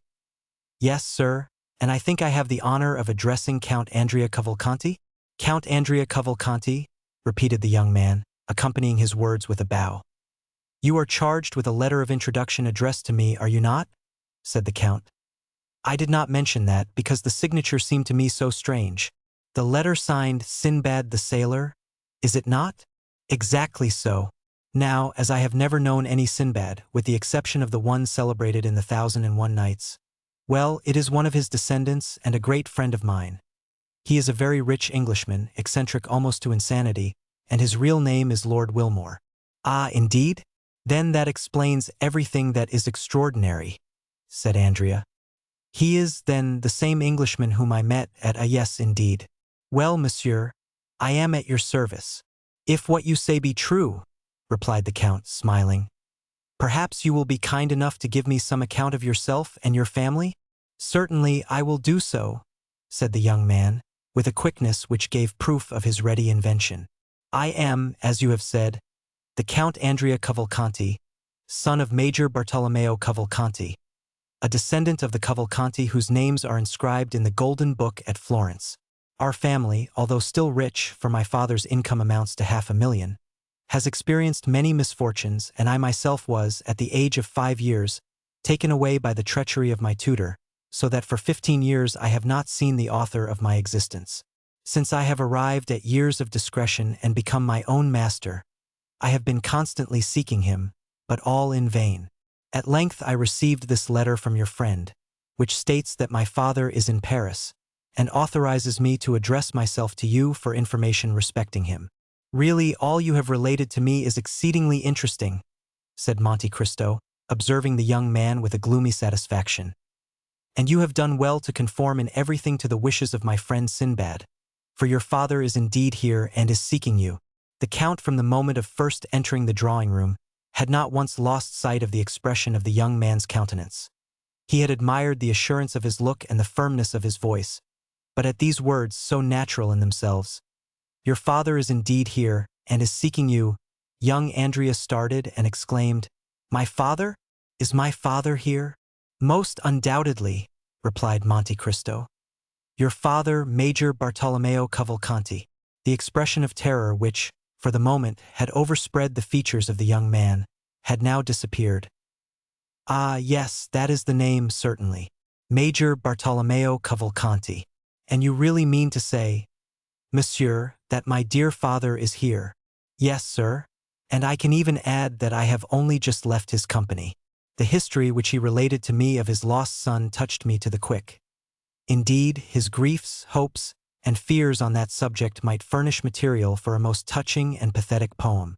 At length, he one day received a letter, stating that the abductors of his son now offered to restore him, or at least to give notice where he might be found, on condition of receiving a large sum of money, by way of ransom. Your father did not hesitate an instant, and the sum was sent to the frontier of Piedmont, with a passport signed for Italy. You were in the south of France, I think? Yes, replied Andrea with an embarrassed air. I was in the south of France. A carriage was to await you at Nice? Precisely so, and it conveyed me from Nice to Genoa, from Genoa to Turin, from Turin to Chabris, from Chabris to Pont-de-Beauvoisin, and from Pont-de-Beauvoisin to Paris. 30133 m indeed? Then your father ought to have met with you on the road, for it is exactly the same route which he himself took, and that is how we have been able to trace your journey to this place. But, said Andrea, if my father had met me, I doubt if he would have recognized me. I must be somewhat altered since he last saw me. Oh, the voice of nature, said Monte Cristo. True, interrupted the young man. I had not looked upon it in that light. Now, replied Monte Cristo, there is only one source of uneasiness left in your father's mind, which is this. He is anxious to know how you have been employed during your long absence from him, how you have been treated by your persecutors, and if they have conducted themselves towards you with all the deference due to your rank. Finally, he is anxious to see if you have been fortunate enough to escape the bad moral influence to which you have been exposed, and which is infinitely more to be dreaded than any physical suffering. He wishes to discover if the fine abilities with which nature had endowed you have been weakened by want of culture, and, in short, whether you consider yourself capable of resuming and retaining in the world the high position to which your rank entitles you. Sir, exclaimed the young man, quite astounded, I hope no false report. As for myself, I first heard you spoken of by my friend Wilmore, the philanthropist. I believe he found you in some unpleasant position, but do not know of what nature, for I did not ask, not being inquisitive. Your misfortunes engaged his sympathies, so you see you must have been interesting. He told me that he was anxious to restore you to the position which you had lost, and that he would seek your father until he found him. He did seek and has found him, apparently, since he is here now, and finally my friend apprised me of your coming, and gave me a few other instructions relative to your future fortune.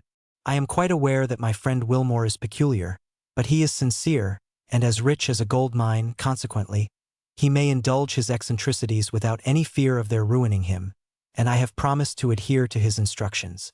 Now, sir, pray do not be offended at the question I am about to put to you, as it comes in the way of my duty as your patron.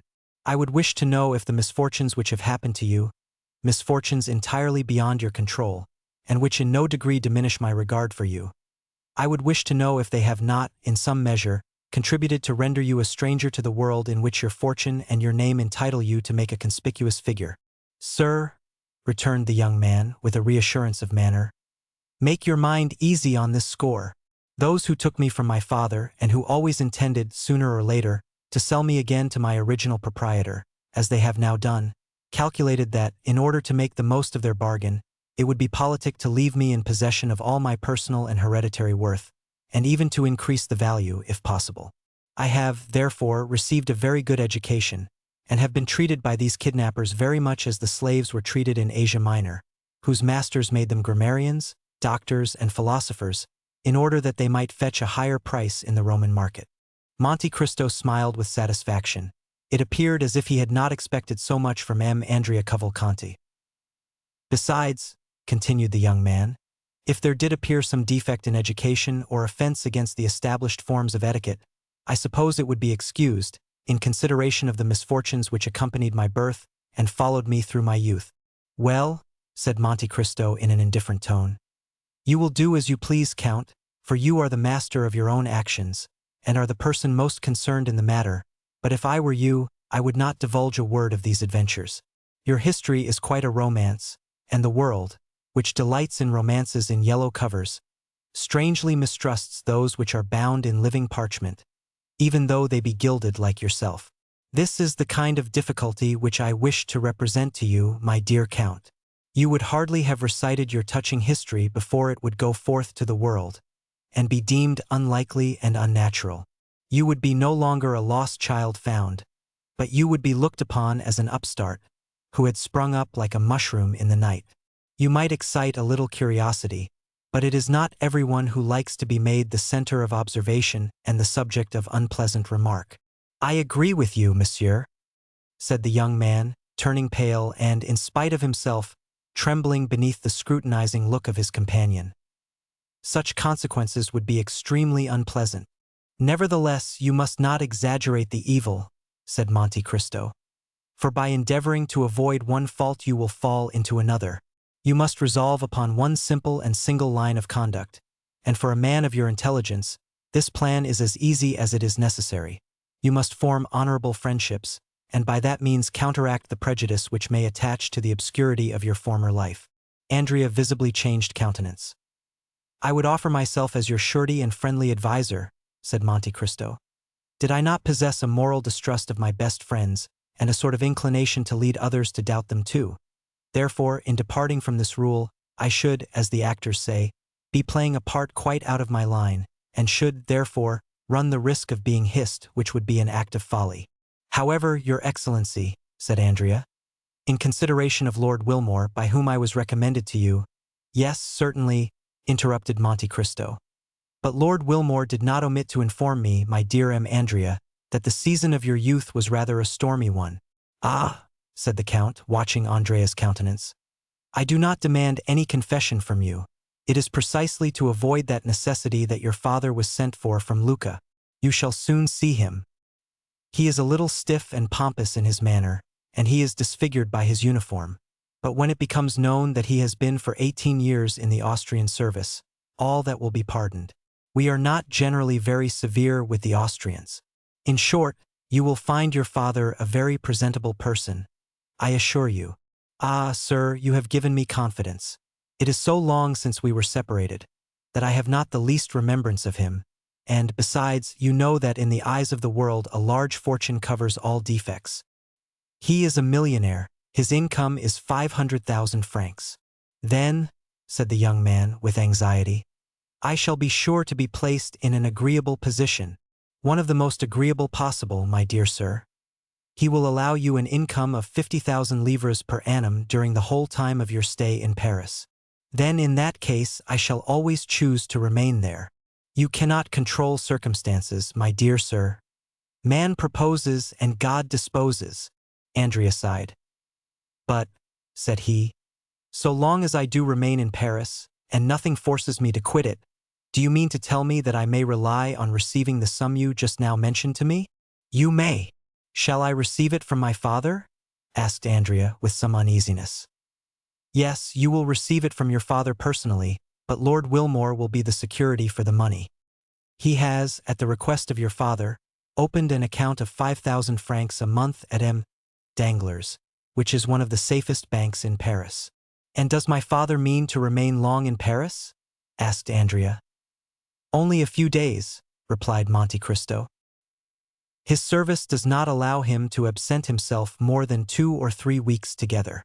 Ah, my dear father, exclaimed Andrea, evidently charmed with the idea of his speedy departure.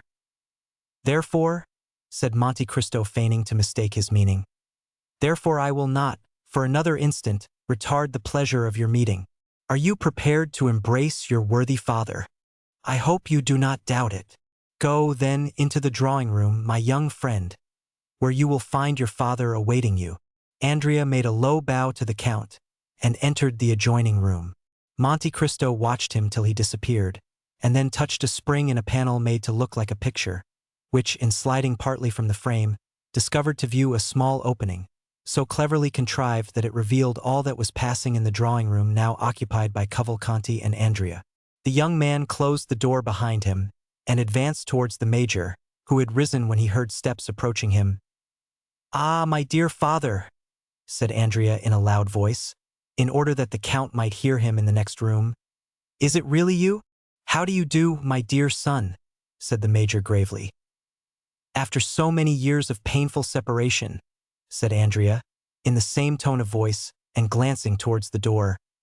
What a happiness it is to meet again! Indeed it is, after so long a separation. Will you not embrace me, sir? Said Andrea. 30139 If you wish it, my son, said the major, and the two men embraced each other after the fashion of actors on the stage. That is to say, each rested his head on the other's shoulder. Then we are once more reunited?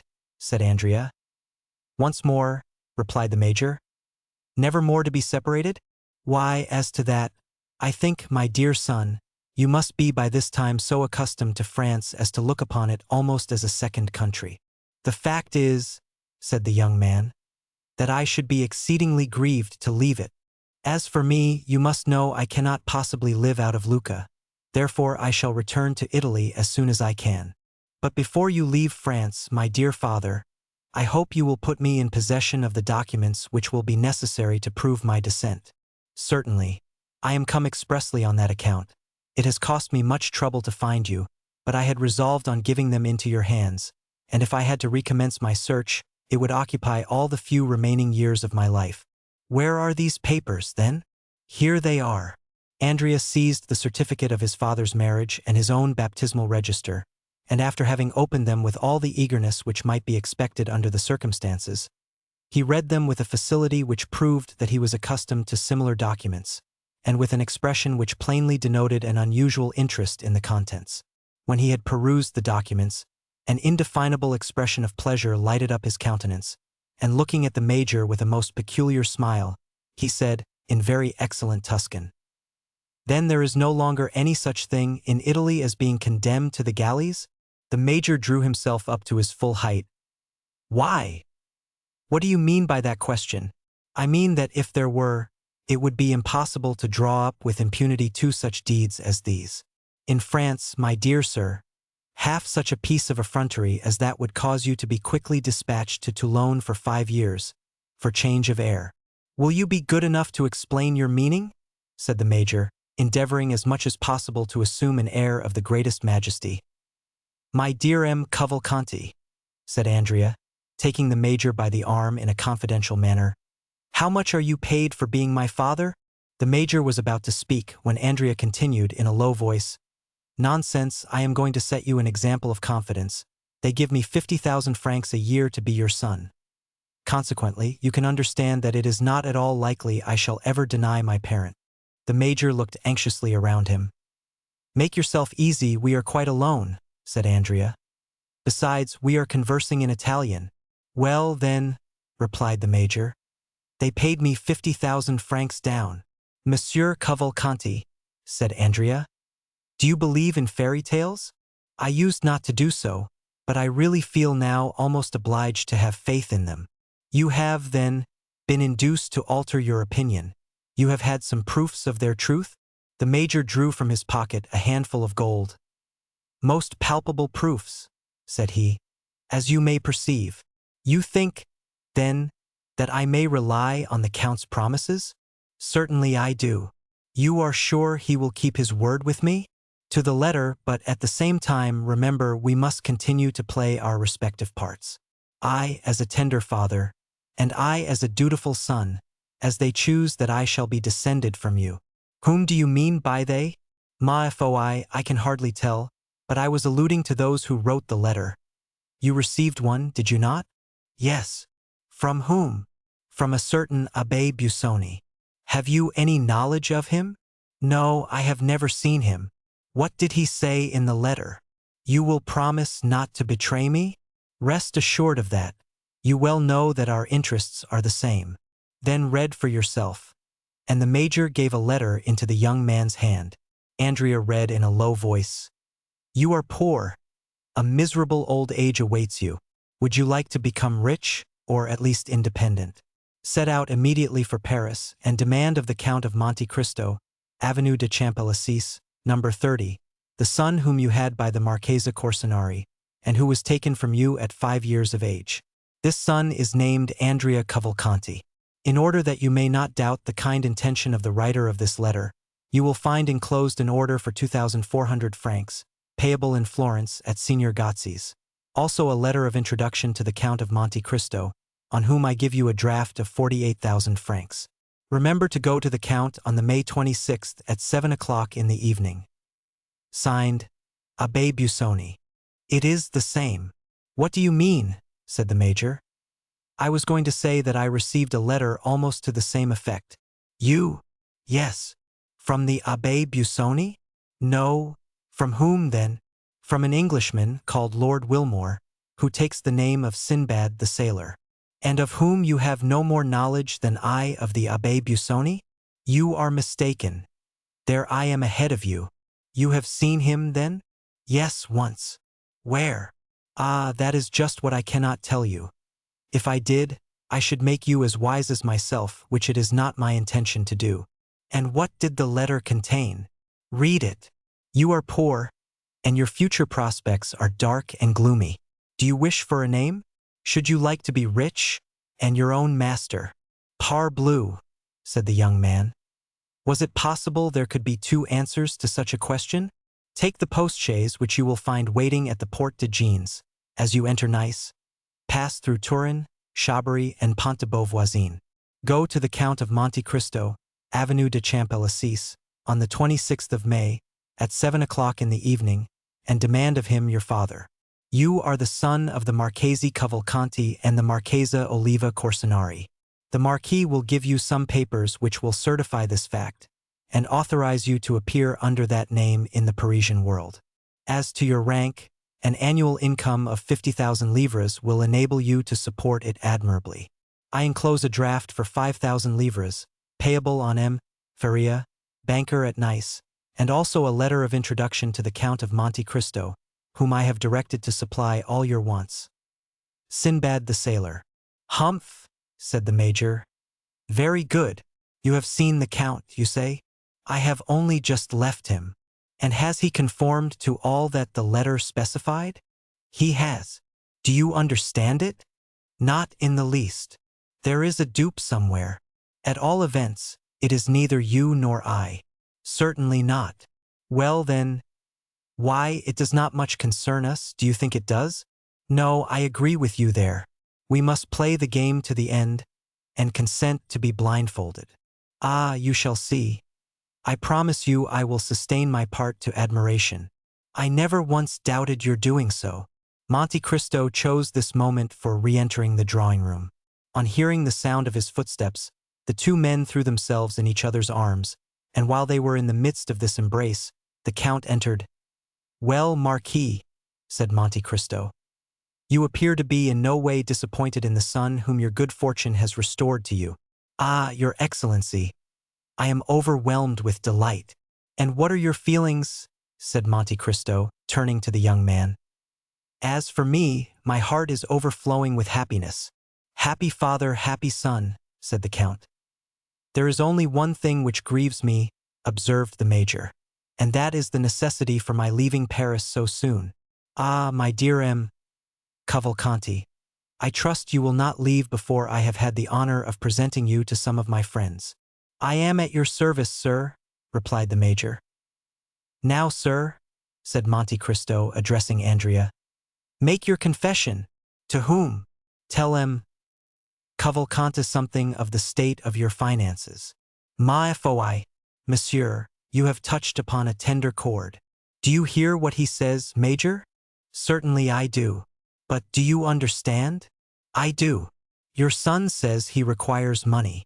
Well, what would you have me do? Said the Major. You should furnish him with some, of course, replied Monte Cristo. I. Yes, you, said the Count, at the same time advancing towards Andrea, and slipping a packet of banknotes into the young man's hand. What is this? It is from your father. From my father? Yes. Did you not tell him just now that you wanted money? Well, then, he deputes me to give you this. Am I to consider this as part of my income on account? No, it is for the first expenses of your settling in Paris. Ah, how good my dear father is. Silence, said Monte Cristo. He does not wish you to know that it comes from him. I fully appreciate his delicacy, said Andrea, cramming the notes hastily into his pocket. "And now, gentlemen, I wish you good morning," said Monte Cristo. "And when shall we have the honor of seeing you again, your excellency?" asked Cavalcanti. "Ah," said Andrea, "when may we hope for that pleasure?" "On Saturday, if you will. Yes. Let me see, Saturday. I am to dine at my country house at Auteuil on that day, Rue de la Fontaine, number 28. Several persons are invited, and among others M. Danglars, your banker. I will introduce you to him, for it will be necessary he should know you, as he is to pay your money." "Full dress?" said the major, half aloud. "Oh, yes, certainly," said the count. "Uniform, cross, knee breeches. And how shall I be dressed?" demanded Andrea. 30145 "Oh, very simply. Black trousers, patent leather boots, white waistcoat, either a black or blue coat, and a long cravat. Go to Blin or Veronique for your clothes. Baptistin will tell you where, if you do not know their address. The less pretension there is in your attire, the better will be the effect, as you are a rich man. If you mean to buy any horses, get them of Devide's, and if you purchase a phaeton, go to Baptiste for it." "At what hour shall we come?" asked the young man. "About 6:30. "We will be with you at that time," said the major. The two Cavalcanti bowed to the count and left the house. Monte Cristo went to the window and saw them crossing the street, arm in arm. "There go two miscreants," said he. "It is a pity they are not really related." Then, after an instant of gloomy reflection, "Come, I will go to see the morals," said he. "I think that disgust is even more sickening than hatred." Chapter 57. In the Lucerne patch our readers must now allow us to transport them again to the enclosure surrounding M. de Villefort's house, and, behind the gate, half screened from view by the large chestnut trees, which on all sides spread their luxuriant branches, we shall find some people of our acquaintance. This time Maximilian was the first to arrive. He was intently watching for a shadow to appear among the trees, and awaiting with anxiety the sound of a light step on the gravel walk at length. The long-desired sound was heard, and instead of one figure, as he had expected, he perceived that two were approaching him. The delay had been occasioned by a visit from Madame Danglars and Eugénie, which had been prolonged beyond the time at which Valentine was expected. That she might not appear to fail in her promise to Maximilian, she proposed to Mademoiselle Danglars that they should take a walk in the garden, being anxious to show that the delay, which was doubtless a cause of vexation to him, was not occasioned by any neglect on her part. The young man, with the intuitive perception of a lover, quickly understood the circumstances in which she was involuntarily placed, and he was comforted. Besides, although she avoided coming within speaking distance, Valentine arranged so that Maximilian could see her pass and repass, and each time she went by, she managed, unperceived by her companion, to cast an expressive look at the young man, which seemed to say, "Have patience. You see, it is not my fault." And Maximilian was patient, and employed himself in mentally contrasting the two girls. One fair, with soft, languishing eyes, a figure gracefully bending like a weeping willow. The other a brunette, with a fierce and haughty expression, and as straight as a poplar. It is unnecessary to state that, in the eyes of the young man, Valentine did not suffer by the contrast. In about half an hour the girls went away, and Maximilian understood that Mademoiselle Danglars' visit had at last come to an end. In a few minutes Valentine re-entered the garden alone. For fear that anyone should be observing her return, she walked slowly, and instead of immediately directing her steps towards the gate, she seated herself on a bench, and carefully casting her eyes around, to convince herself that she was not watched, she presently arose, and proceeded quickly to join Maximilian. "Good evening, Valentine," said a well-known voice. "Good evening, Maximilian. I know I have kept you waiting, but you saw the cause of my delay." "Yes, I recognized Mademoiselle Danglars. I was not aware that you were so intimate with her." "Who told you we were intimate, Maximilian?" "No one, but you appeared to be so, from the manner in which you walked and talked together. One would have thought you were two schoolgirls telling your secrets to each other." "We were having a confidential conversation," returned Valentine. "She was owning to me her repugnance to the marriage with M. de Morcerf, and I, on the other hand, was confessing to her how wretched it made me to think of marrying M. d'Épinay." "Dear Valentine, that will account to you for the unreserved manner which you observed between me and Eugénie. as in speaking of the man whom I could not love, my thoughts involuntarily reverted to him on whom my affections were fixed. Ah, how good you are to say so, Valentine. You possess a quality which can never belong to Mademoiselle Danglars. It is that indefinable charm which is to a woman what perfume is to the flower and flavor to the fruit. For the beauty of either is not the only quality we seek. It is your love which makes you look upon everything in that light. No, Valentine, I assure you such is not the case.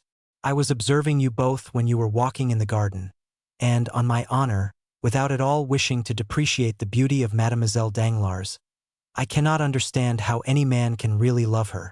The fact is, Maximilian, that I was there, and my presence had the effect of rendering you unjust in your comparison.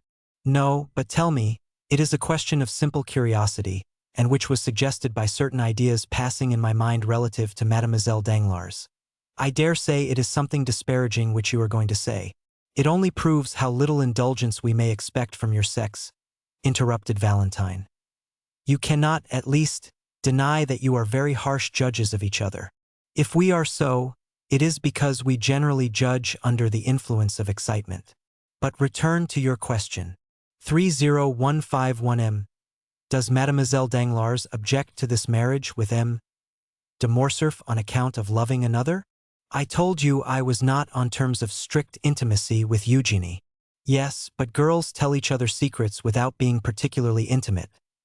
Own now that you did question her on the subject. Ah, I see you are smiling. If you are already aware of the conversation that passed, the wooden partition which interposed between us and you has proved but a slight security. Come, what did she say? She told me that she loved no one, said Valentine. That she disliked the idea of being married, that she would infinitely prefer leading an independent and unfettered life, and that she almost wished her father might lose his fortune, that she might become an artist, like her friend Mademoiselle Louise d'Armilly. Ah, you see. Well, what does that prove? Asked Valentine. Nothing, replied Maximilian. Then why did you smile? Why, you know very well that you are reflecting on yourself, Valentine. Do you want me to go away? Ah, no. But do not let us lose time. You are the subject on which I wish to speak. True, we must be quick, for we have scarcely 10 minutes more to pass together. Ma foi, said Maximilian in consternation. Yes, you are right. I am but a poor friend to you. What a life I cause you to lead. Poor Maximilian, you who are formed for happiness. I bitterly reproach myself, I assure you.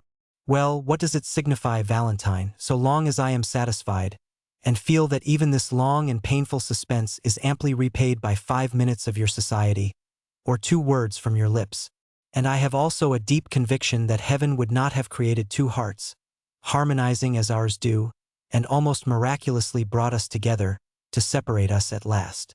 Those are kind and cheering words. You must hope for us both, Maximilian. That will make me at least partly happy.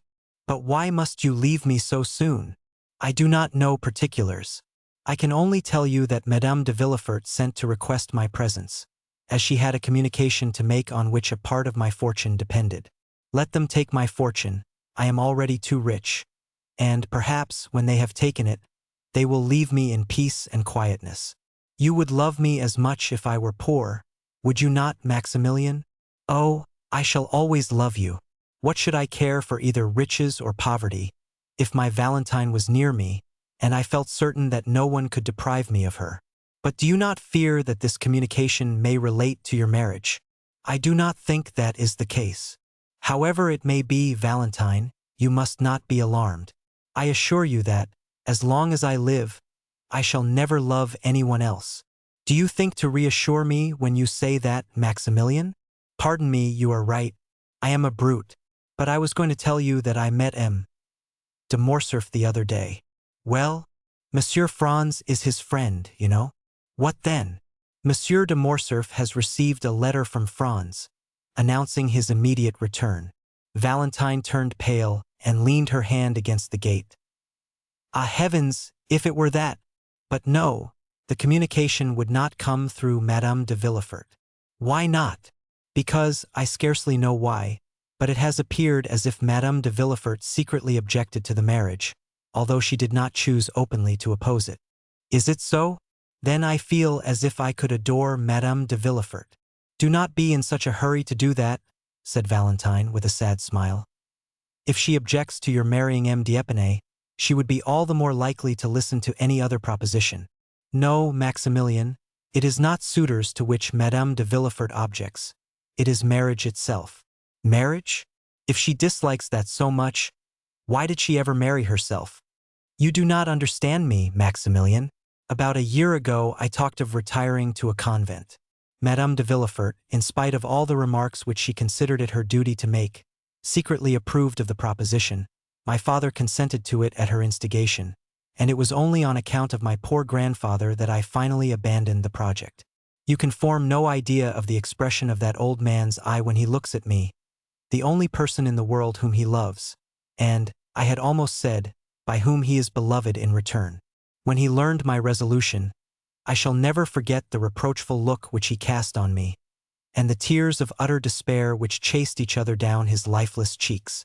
Ah, Maximilian, I experienced, at that moment, such remorse for my intention, that, throwing myself at his feet, I exclaimed, "Forgive me, pray forgive me, my dear grandfather.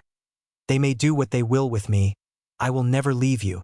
When I had ceased speaking, he thankfully raised his eyes to heaven, but without uttering a word. Ah, Maximilian, I may have much to suffer, but I feel as if my grandfather's look at that moment would more than compensate for all. Dear Valentine, you are a perfect angel, and I am sure I do not know what I, sabering right and left among the Bedouins, can have done to merit your being revealed to me, unless, indeed, heaven took into consideration the fact that the victims of my sword were infidels. But tell me what interest Madame de Villefort can have in your remaining unmarried. Did I not tell you just now that I was rich, Maximilian, too rich? I possess nearly 50,000 livres in right of my mother. My grandfather and my grandmother, the Marquis and Marquise de Saint-Méran, will leave me as much, and M. Noirtier evidently intends making me his heir.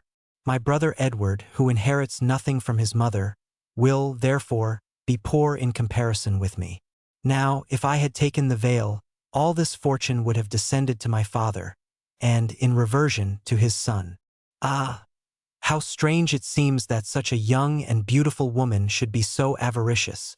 It is not for herself that she is so, but for her son, and what you regard as a vice becomes almost a virtue when looked at in the light of maternal love.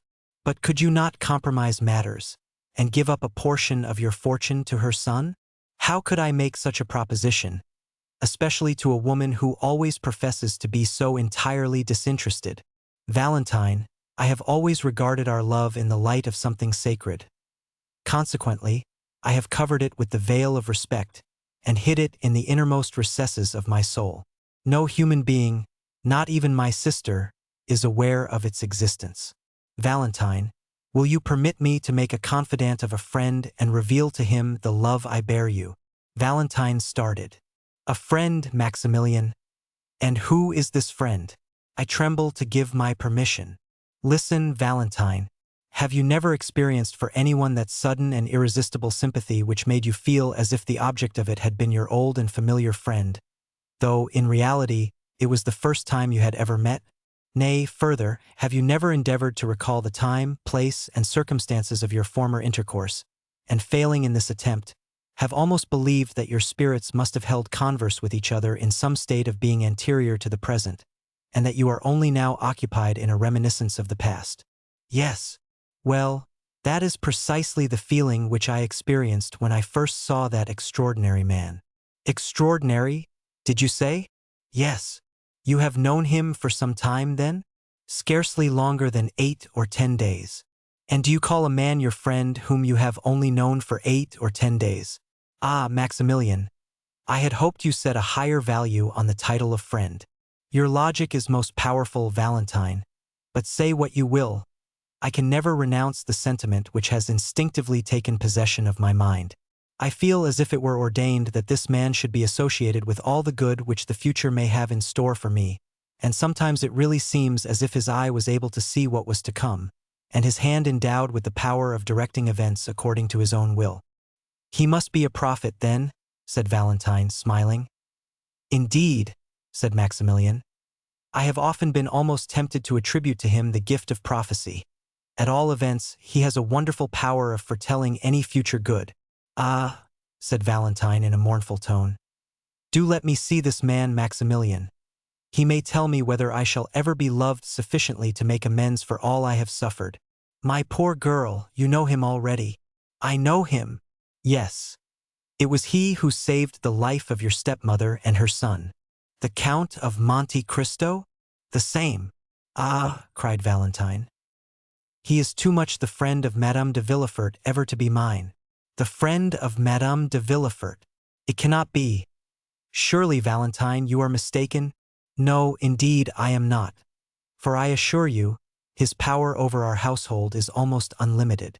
Courted by my stepmother, who regards him as the epitome of human wisdom. Admired by my father, who says he has never before heard such sublime ideas so eloquently expressed. Idolized by Edward, who, notwithstanding his fear of the Count's large black eyes, runs to meet him the moment he arrives, and opens his hand, in which he is sure to find some delightful present. M. de Monte Cristo appears to exert a mysterious and almost uncontrollable influence over all the members of our family. If such be the case, my dear Valentine, you must yourself have felt, or at all events will soon feel, the effects of his presence. He meets Albert de Morcerf in Italy. It is to rescue him from the hands of the banditti. He introduces himself to Madame Danglars. It is that he may give her a royal present. Your stepmother and her son pass before his door. It is that his Nubian may save them from destruction. This man evidently possesses the power of influencing events, both as regards men and things. I never saw more simple tastes united to greater magnificence. His smile is so sweet when he addresses me, that I forget it ever can be bitter to others. Ah, Valentine, tell me, if he ever looked on you with one of those sweet smiles? If so, depend on it, you will be happy. Me? Said the young girl. He never even glances at me. On the contrary, if I accidentally cross his path, he appears rather to avoid me. Ah, he is not generous, neither does he possess that supernatural penetration which you attribute to him, for if he did, he would have perceived that I was unhappy, and if he had been generous, seeing me sad and solitary, he would have used his influence to my advantage, and since, as you say, he resembles the sun, he would have warmed my heart with one of his life-giving rays. You say he loves you, Maximilian. How do you know that he does? All would pay deference to an officer like you, with a fierce mustache and a long saber, but they think they may crush a poor weeping girl with impunity. Ah, Valentine, I assure you you are mistaken.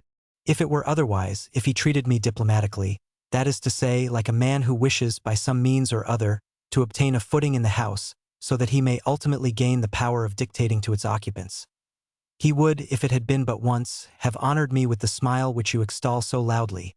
But no, he saw that I was unhappy, he understood that I could be of no use to him, and therefore paid no attention to me whatever.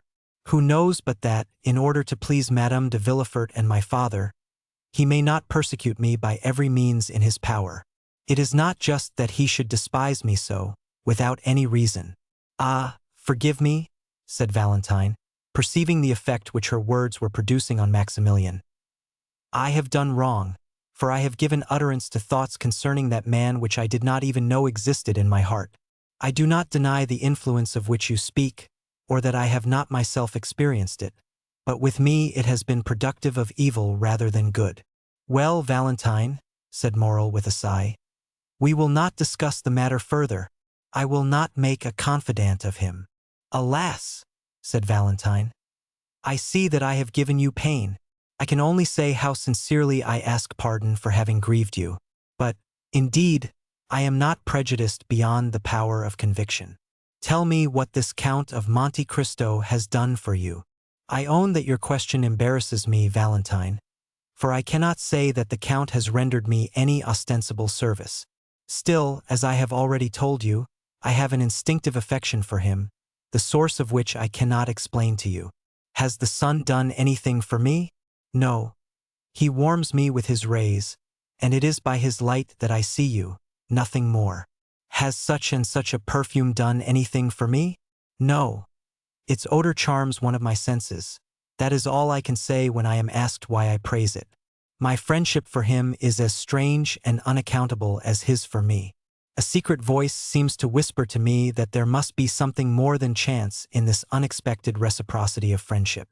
In his most simple actions, as well as in his most secret thoughts, I find a relation to my own. You will perhaps smile at me when I tell you that, ever since I have known this man, I have involuntarily entertained the idea that all the good fortune which has befallen me originated from him. However, I have managed to live 30 years without this protection, you will say. But I will endeavor a little to illustrate my meaning. He invited me to dine with him on Saturday, which was a very natural thing for him to do. Well, what have I learned since? That your mother and M. de Villefort are both coming to this dinner. I shall meet them there, and who knows what future advantages may result from the interview. This may appear to you to be no unusual combination of circumstances. Nevertheless, I perceive some hidden plot in the arrangement. Something, in fact, more than is apparent on a casual view of the subject.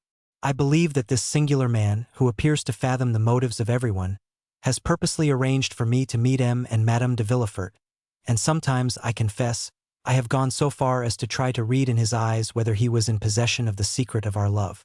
My good friend, said Valentine, I should take you for a visionary and should tremble for your reason if I were always to hear you talk in a strain similar to this. Is it possible that you can see anything more than the merest chance in this meeting? Pray reflect a little. My father, who never goes out, has several times been on the point of refusing this invitation. Madame de Villefort, on the contrary, is burning with the desire of seeing this extraordinary nabob in his own house. Therefore, she has with great difficulty prevailed on my father to accompany her. No, no, it is as I have said, Maximilian. There is no one in the world of whom I can ask help but yourself and my grandfather, who is little better than a corpse. No support to cling to but my mother in heaven. I see that you are right, logically speaking, said Maximilian. But the gentle voice which usually has such power over me fails to convince me today. I feel the same as regards yourself, said Valentine. And I own that, if you have no stronger proof to give me, I have another, replied Maximilian. But I fear you will deem it even more absurd than the first. So much the worse, said Valentine, smiling. It is, nevertheless, conclusive to my mind. My 10 years of service have also confirmed my ideas on the subject of sudden inspirations, for I have several times owed my life to a mysterious impulse which directed me to move at once either to the right or to the left, in order to escape the ball which killed the comrade fighting by my side, while it left me unharmed. Dear Maximilian, why not attribute your escape to my constant prayers for your safety? When you are away, I no longer pray for myself, but for you. 30159M. Yes, since you have known me, said Morrel, smiling. But that cannot apply to the time previous to our acquaintance, Valentine. You are very provoking and will not give me credit for anything. But let me hear this second proof, which you yourself own to be absurd. Well, look through this opening, and you will see the beautiful new horse which I rode here. Ah, what a beautiful creature, cried Valentine. Why did you not bring him close to the gate, so that I could talk to him and pat him? He is, as you see, a very valuable animal, said Maximilian. You know that my means are limited, and that I am what would be designated a man of moderate pretensions. Well, I went to a horse dealer's, where I saw this magnificent horse which I have named Medea. I asked the price. They told me it was 4,500 francs. I was, therefore, obliged to give it up, as you may imagine.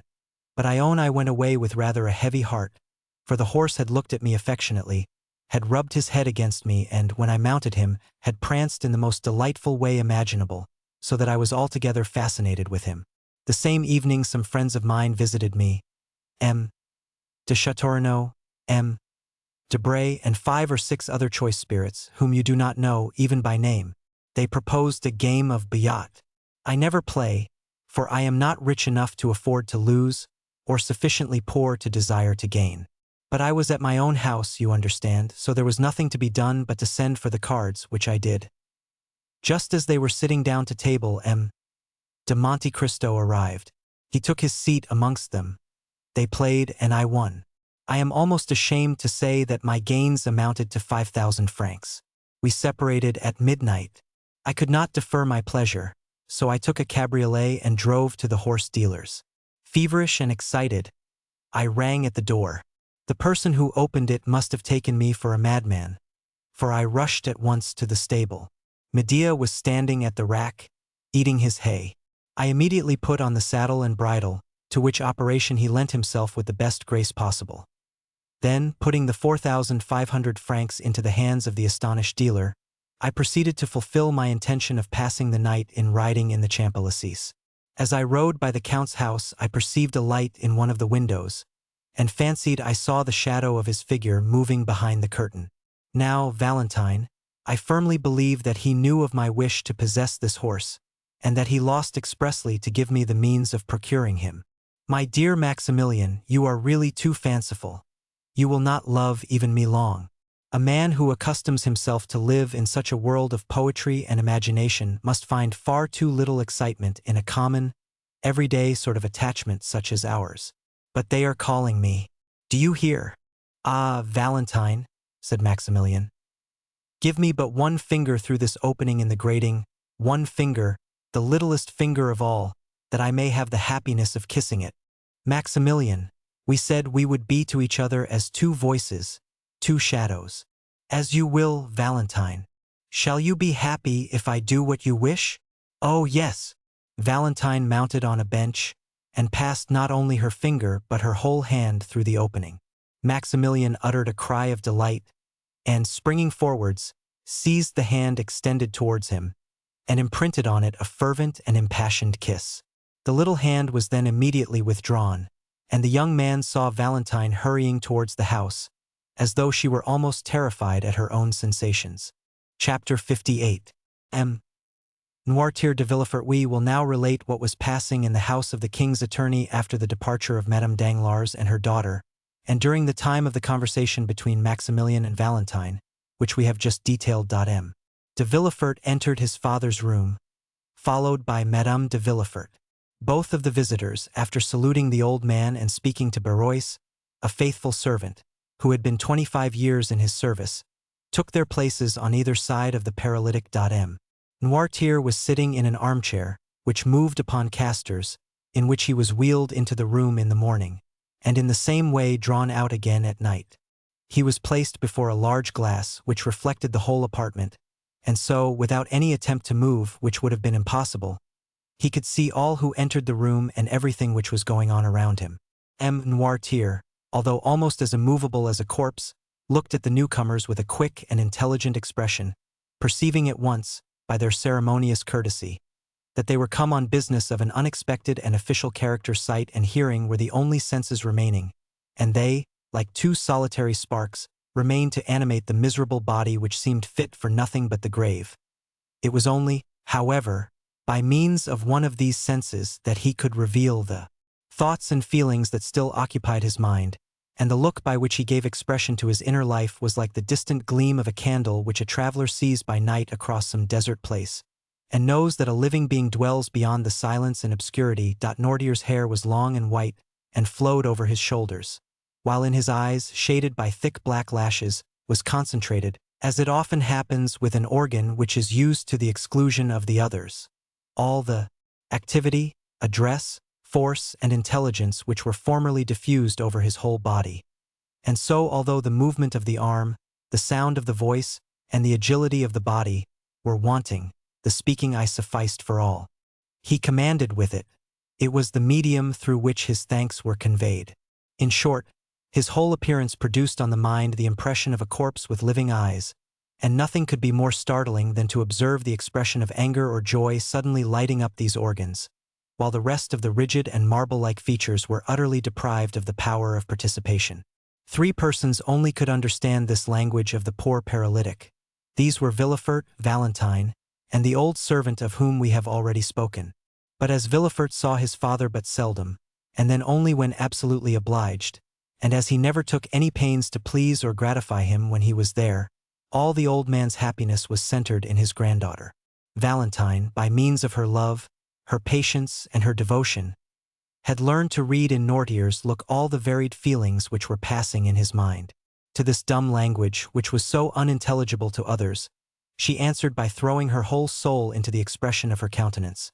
And in this manner were the conversations sustained between the blooming girl and the helpless invalid, whose body could scarcely be called a living one, but who, nevertheless, possessed a fund of knowledge and penetration, united with a will as powerful as ever although clogged by a body rendered utterly incapable of obeying its impulses. Valentine had solved the problem and was able easily to understand his thoughts, and to convey her own in return, and, through her untiring and devoted assiduity, it was seldom that, in the ordinary transactions of everyday life, she failed to anticipate the wishes of the living, thinking mind, or the wants of the almost inanimate body. As to the servant, he had, as we have said, been with his master for 25 years, therefore he knew all his habits, and it was seldom that Noirtier found it necessary to ask for anything, so prompt was he in administering to all the necessities of the invalid. Villefort did not need the help of either Valentine or the domestic in order to carry on with his father the strange conversation which he was about to begin.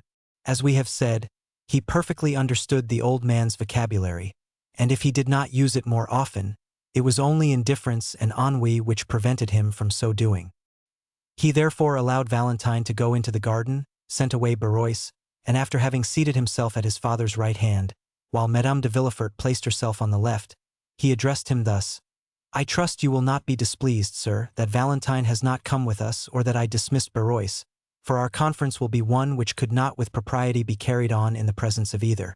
Madame de Villefort and I have a communication to make to you." Noirtier's face remained perfectly passive during this long preamble, while, on the contrary, Villefort's eye was endeavoring to penetrate into the inmost recesses of the old man's heart. "This communication," continued the procureur, in that cold and decisive tone which seemed at once to preclude all discussion, "will, we are sure, meet with your approbation." The eye of the invalid still retained that vacancy of expression which prevented his son from obtaining any knowledge of the feelings which were passing in his mind. He listened nothing more. "Sir," resumed Villefort, "we are thinking of marrying Valentine." Had the old man's face been molded in wax, it could not have shown less emotion at this news than was now to be traced there. "The marriage will take place in less than 3 months, said Villefort. Noirtier's eye still retained its inanimate expression. Madame de Villefort now took her part in the conversation and added, "We thought this news would possess an interest for you, sir, who have always entertained a great affection for Valentine. It therefore only now remains for us to tell you the name of the young man for whom she is destined. It is one of the most desirable connections which could possibly be formed. He possesses fortune, a high rank in society, and every personal qualification likely to render Valentine supremely happy. His name, moreover, cannot be wholly unknown to you. It is M. Franz de Canal, Baron d'Épinay."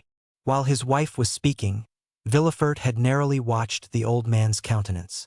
When Madame de Villefort pronounced the name of Franz, the pupil of M. Noirtier's eye began to dilate, and his eyelids trembled with the same movement that may be perceived on the lips of an individual about to speak, and he darted a lightning glance at Madame de Villefort and his son.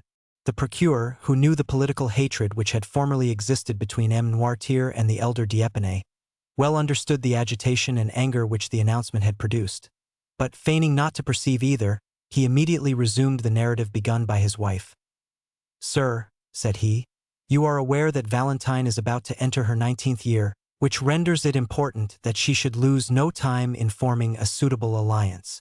Nevertheless, you have not been forgotten in our plans, and we have fully ascertained beforehand that Valentine's future husband will consent, not to live in this house, for that might not be pleasant for the young people, but that you should live with them, so that you and Valentine, who are so attached to each other, would not be separated, and you would be able to pursue exactly the same course of life which you have hitherto done, and thus, instead of losing, you will be a gainer by the change, as it will secure to you 2 children instead of 1, to watch over and comfort you." 30165. M. Noirtier's look was furious.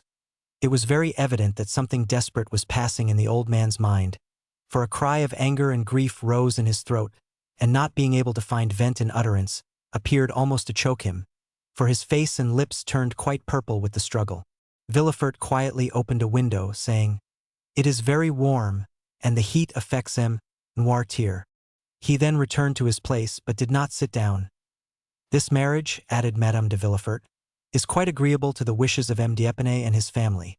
Besides, he had no relations nearer than an uncle and aunt, his mother having died at his birth, and his father having been assassinated in 1815, that is to say, when he was but 2 years old, it naturally followed that the child was permitted to choose his own pursuits, and he has, therefore, seldom acknowledged any other authority but that of his own will. That assassination was a mysterious affair, said Villefort, and the perpetrators have hitherto escaped detection, although suspicion has fallen on the head of more than one person. Noirtier made such an effort that his lips expanded into a smile.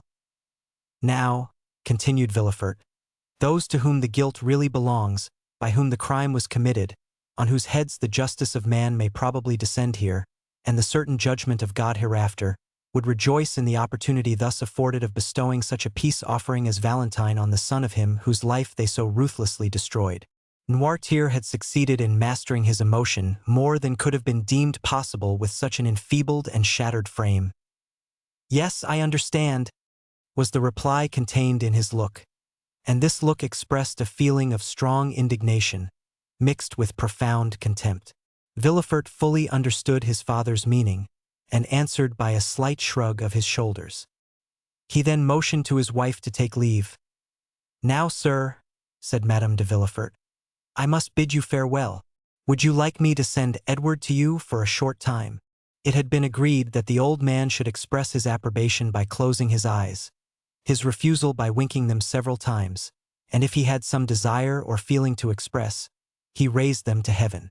If he wanted Valentine, he closed his right eye only, and if Barrois, the left. At Madame de Villefort's proposition, he instantly winked his eyes. Provoked by a complete refusal, she bit her lip and said, "Then shall I send Valentine to you?"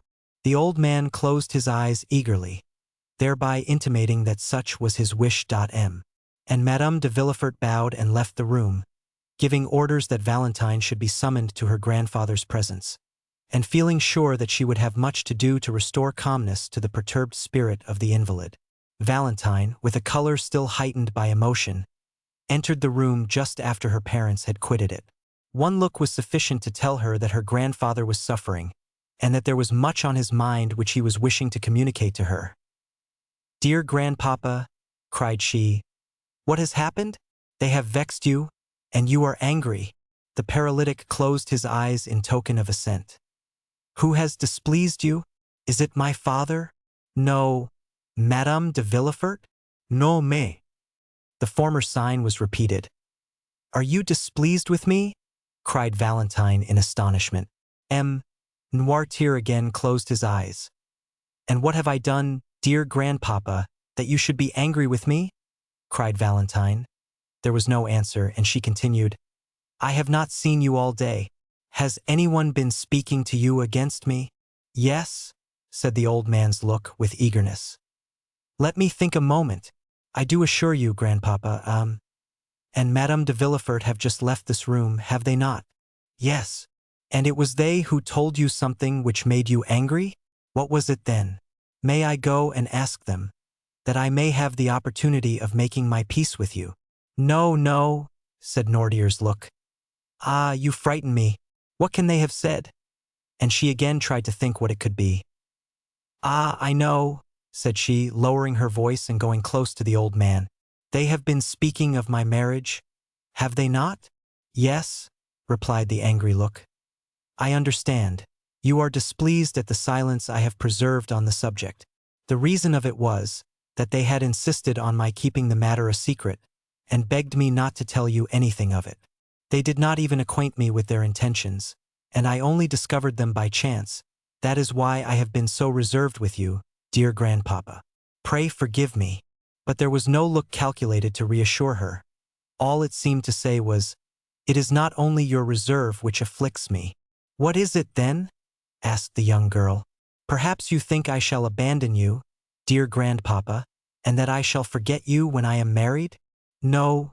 They told you, then, that M. d'Épinay consented to our all living together?" "Yes." "Then why are you still vexed and grieved?" The old man's eyes beamed with an expression of gentle affection. "Yes, I understand," said Valentine. "It is because you love me." The old man assented. "And you are afraid I shall be unhappy?" "Yes." "You do not like M. Franz?" The eyes repeated several times, No, no, no. Then you are vexed with the engagement? Yes. Well, listen, said Valentine, throwing herself on her knees and putting her arm round her grandfather's neck.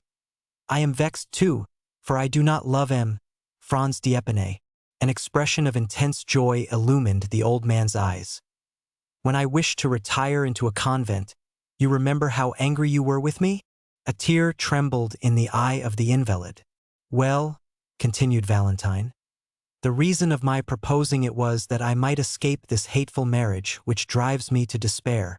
Nordier's breathing came thick and short. Then the idea of this marriage really grieves you too? Ah, if you could but help me. If we could both together defeat their plan. But you are unable to oppose them.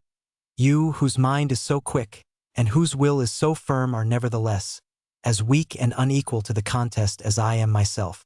Alas, you, who would have been such a powerful protector to me in the days of your health and strength, can now only sympathize in my joys and sorrows, without being able to take any active part in them. However, this is much, and calls for gratitude, and heaven has not taken away all my blessings when it leaves me your sympathy and kindness. At these words there appeared in Nordier's eye an expression of such deep meaning that the young girl thought she could read these words there. You are mistaken. I can still do much for you. Do you think you can help me, dear grandpapa? Said Valentine. Yes. Noirtier raised his eyes. It was the sign agreed on between him and Valentine when he wanted anything. What is it you want, dear grandpapa? Said Valentine, and she endeavored to recall to mind all the things which he would be likely to need. And as the ideas presented themselves to her mind, she repeated them aloud. Then, finding that all her efforts elicited nothing but a constant no, she said, Come, since this plan does not answer, I will have recourse to another. She then recited all the letters of the alphabet from A down to N. When she arrived at that letter, the paralytic made her understand that she had spoken the initial letter of the thing he wanted. Ah, said Valentine, the thing you desire begins with the letter N. It is with N that we have to do, then. Well, let me see, what can you want that begins with N? None, and I know. Yes, yes, yes, said the old man's eye. Ah, it is no, then. Yes. Valentine fetched a dictionary, which she placed on a desk before Noirtier. She opened it, and seeing that the old man's eye was thoroughly fixed on its pages, she ran her finger quickly up and down the columns. During the 6 years which had passed since Noirtier first fell into this sad state, Valentine's powers of invention had been too often put to the test not to render her expert in devising expedients for gaining a knowledge of his wishes, and the constant practice had so perfected her in the art that she guessed the old man's meaning as quickly as if he himself had been able to seek for what he wanted. At the word notary, Noirtier made a sign to her to stop. Notary, said she. Do you want a notary, dear grandpapa? The old man again signified that it was a notary he desired. You would wish a notary to be sent for then? Said Valentine. Yes. Shall my father be informed of your wish? Yes. Do you wish the notary to be sent for immediately? Yes. Then they shall go for him directly, dear grandpapa. Is that all you want? Yes. Valentine rang the bell, and ordered the servant to tell Monsieur or Madame de Villefort that they were requested to come to Noirtier's room. Are you satisfied now? Inquired Valentine. Yes, I am sure you are. It is not very difficult to discover that. And the young girl smiled on her grandfather, as if he had been a child. De Villefort entered, followed by Berois. What do you want me for, sir? Demanded he of the paralytic. Sir, said Valentine, my grandfather wishes for a notary. At this strange and unexpected demand, de Villefort and his father exchanged looks. Yes, motioned the latter, with a firmness which seemed to declare that with the help of Valentine and his old servant, who both knew what his wishes were, he was quite prepared to maintain the contest. Do you wish for a notary? Asked Villefort. Yes. What to do? Noirtier made no answer. What do you want with a notary? Again repeated Villefort. The invalid's eye remained fixed, by which expression he intended to intimate that his resolution was unalterable. Is it to do us some ill turn? Do you think it is worthwhile? Said Villefort. Still, said Berois, with the freedom and fidelity of an old servant, if Noirtier asks for a notary, I suppose he really wishes for a notary. Therefore I shall go at once and fetch one. Berois acknowledged no master but Noirtier, and never allowed his desires in any way to be contradicted. Yes, I do want a notary, motioned the old man, shutting his eyes with a look of defiance which seemed to say, and I should like to see the person who dares to refuse my request. You shall have a notary, as you absolutely wish for one, sir, said Villefort. But I shall explain to him your state of health and make excuses for you, for the scene cannot fail of being a most ridiculous one. Never mind that, said Berois. I shall go and fetch a notary nevertheless. And the old servant departed triumphantly on his mission. Chapter 59.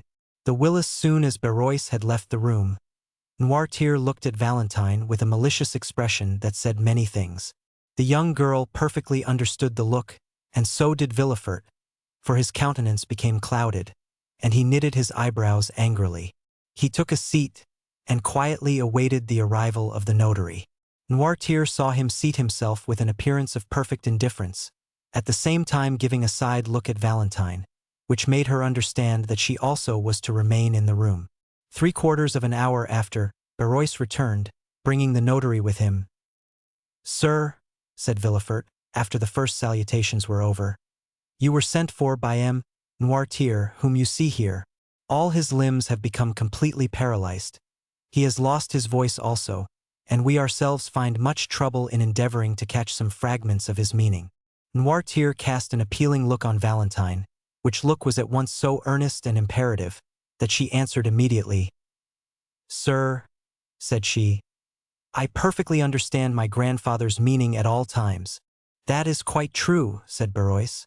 And that is what I told the gentleman as we walked along. Permit me, said the notary, turning first to Villefort and then to Valentine. Permit me to state that the case in question is just one of those in which a public officer like myself cannot proceed to act without thereby incurring a dangerous responsibility. The first thing necessary to render an act valid is that the notary should be thoroughly convinced that he has faithfully interpreted the will and wishes of the person dictating the act. Now I cannot be sure of the approbation or disapprobation of a client who cannot speak, and as the object of his desire or his repugnance cannot be clearly proved to me, on account of his want of speech, my services here would be quite useless, and cannot be legally exercised. The notary then prepared to retire. An imperceptible smile of triumph was expressed on the lips of the procureur. Noirtier looked at Valentine with an expression so full of grief that she arrested the departure of the notary. Sir, said she, the language which I speak with my grandfather may be easily learnt, and I can teach you in a few minutes to understand it almost as well as I can myself.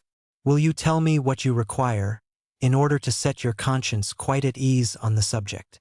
In order to render an act valid, I must be certain of the approbation or disapprobation of my client. Illness of body would not affect the validity of the deed, but sanity of mind is absolutely requisite. Well, sir, by the help of 2 signs, with which I will acquaint you presently, you may ascertain with perfect certainty that my grandfather is still in the full possession of all his mental faculties. M. Noirtier, being deprived of voice and motion, is accustomed to convey his meaning by closing his eyes when he wishes to signify yes, and to wink when he means no. You now know quite enough to enable you to converse with M. Noirtier. Try. Noirtier gave Valentine such a look of tenderness and gratitude that it was comprehended even by the notary himself.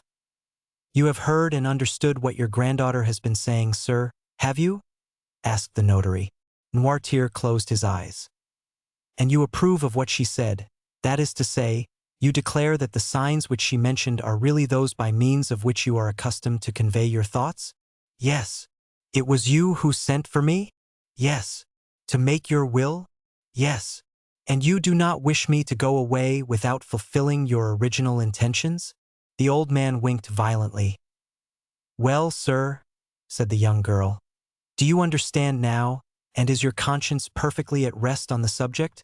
But before the notary could answer, Villefort had drawn him aside. Sir, said he, do you suppose for a moment that a man can sustain a physical shock, such as M. Noirtier has received, without any detriment to his mental faculties? It is not exactly that, sir, said the notary, which makes me uneasy, but the difficulty will be in wording his thoughts and intentions, so as to be able to get his answers.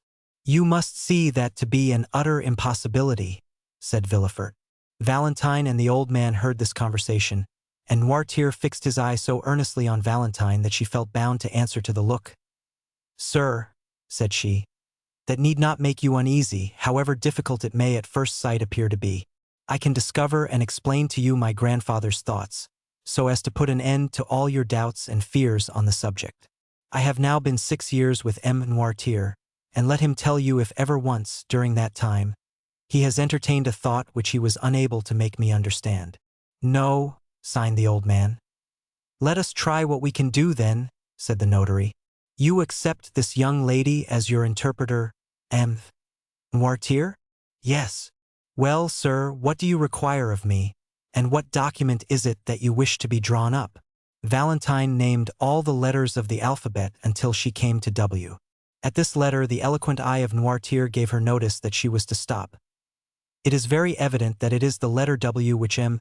Noirtier wants," said the notary. "Wait," said Valentine, and turning to her grandfather, she repeated, "Why, oui, why." The old man stopped her at the last syllable. Valentine then took the dictionary, and the notary watched her while she turned over the pages. She passed her fingers slowly down the columns, and when she came to the word "will," M. Noirtier's I bade her stop. "Will," said the notary. "It is very evident that M. Noirtier is desirous of making his will."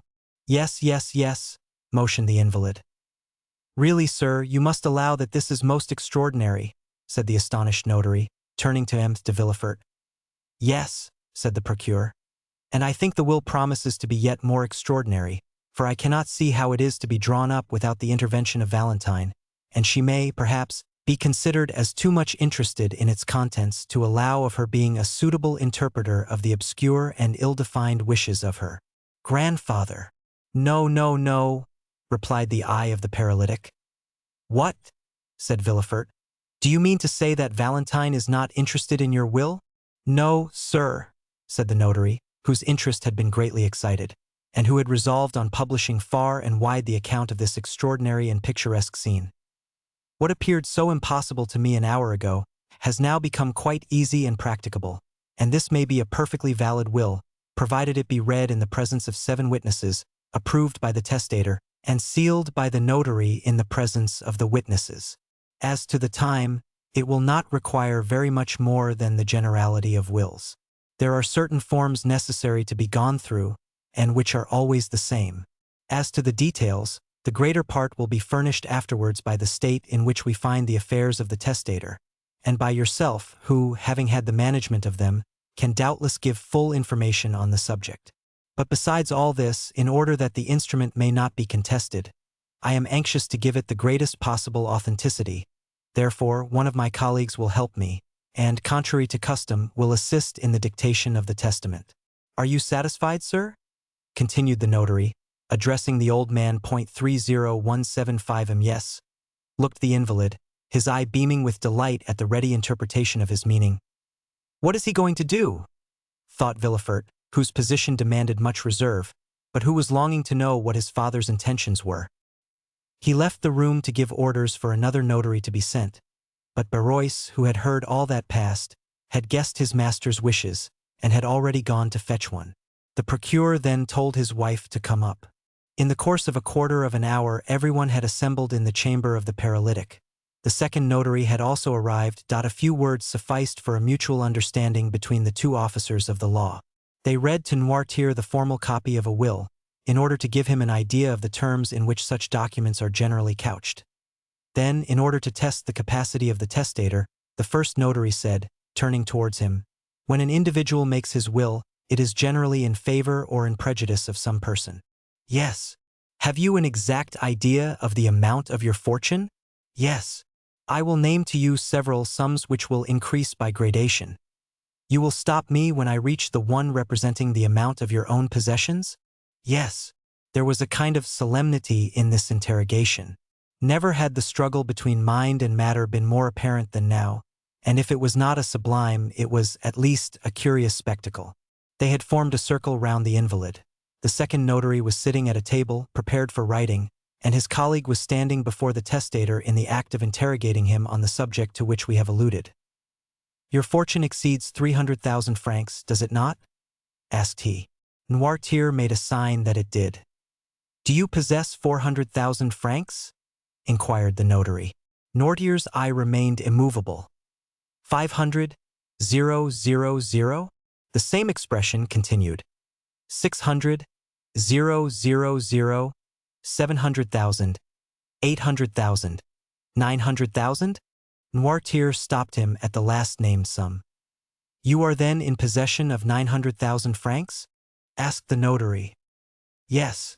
In landed property? No, in stock. Yes.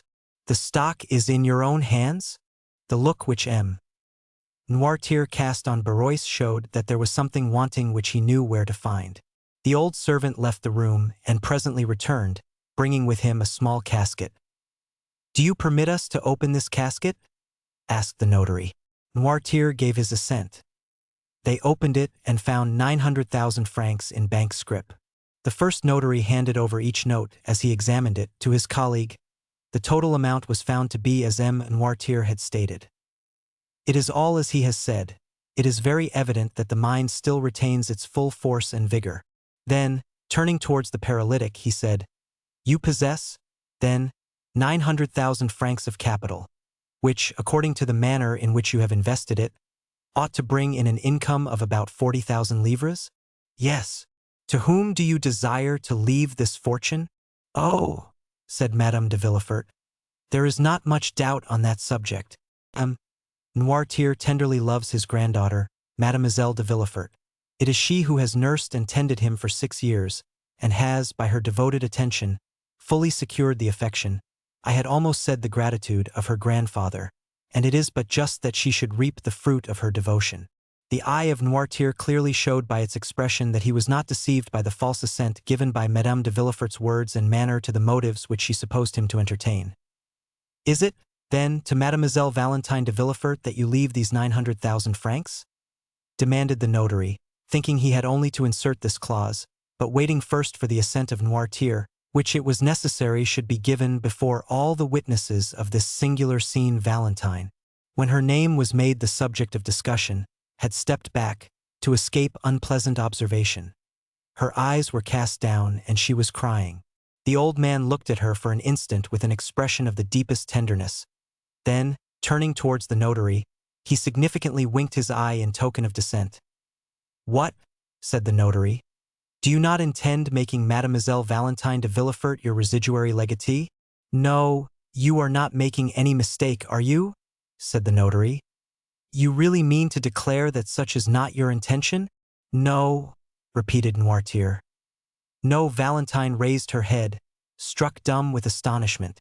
It was not so much the conviction that she was disinherited that caused her grief, but her total inability to account for the feelings which had provoked her grandfather to such an act. But Noirtier looked at her with so much affectionate tenderness that she exclaimed, Oh, grandpapa, I see now that it is only your fortune of which you deprive me. You still leave me the love which I have always enjoyed. Ah, yes, most assuredly, said the eyes of the paralytic, for he closed them with an expression which Valentine could not mistake. Thank you, murmured she. The old man's declaration that Valentine was not the destined inheritor of his fortune had excited the hopes of Madame de Villefort. She gradually approached the invalid and said, Then, doubtless, dear Noirtier, you intend leaving your fortune to your grandson, Edward de Villefort? The winking of the eyes which answered this speech was most decided and terrible, and expressed a feeling almost amounting to hatred. No, said the notary. Then, perhaps, it is to your son, M. de Villefort? No. The two notaries looked at each other in mute astonishment and inquiry as to what were the real intentions of the testator. Villefort and his wife both grew red, one from shame, the other from anger. What have we all done, then, dear grandpapa? Said Valentine. You no longer seem to love any of us? The old man's eyes passed rapidly from Villefort and his wife, and rested on Valentine with a look of unutterable fondness.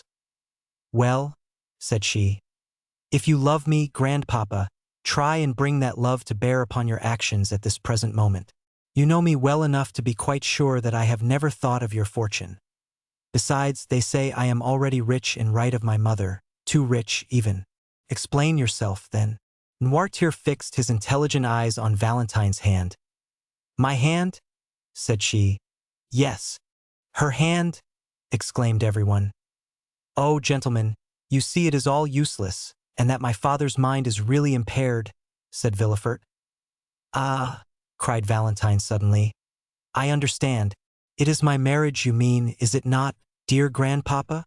Yes, yes, yes, signed the paralytic, casting on Valentine a look of joyful gratitude for having guessed his meaning. 30179 You are angry with us all on account of this marriage, are you not?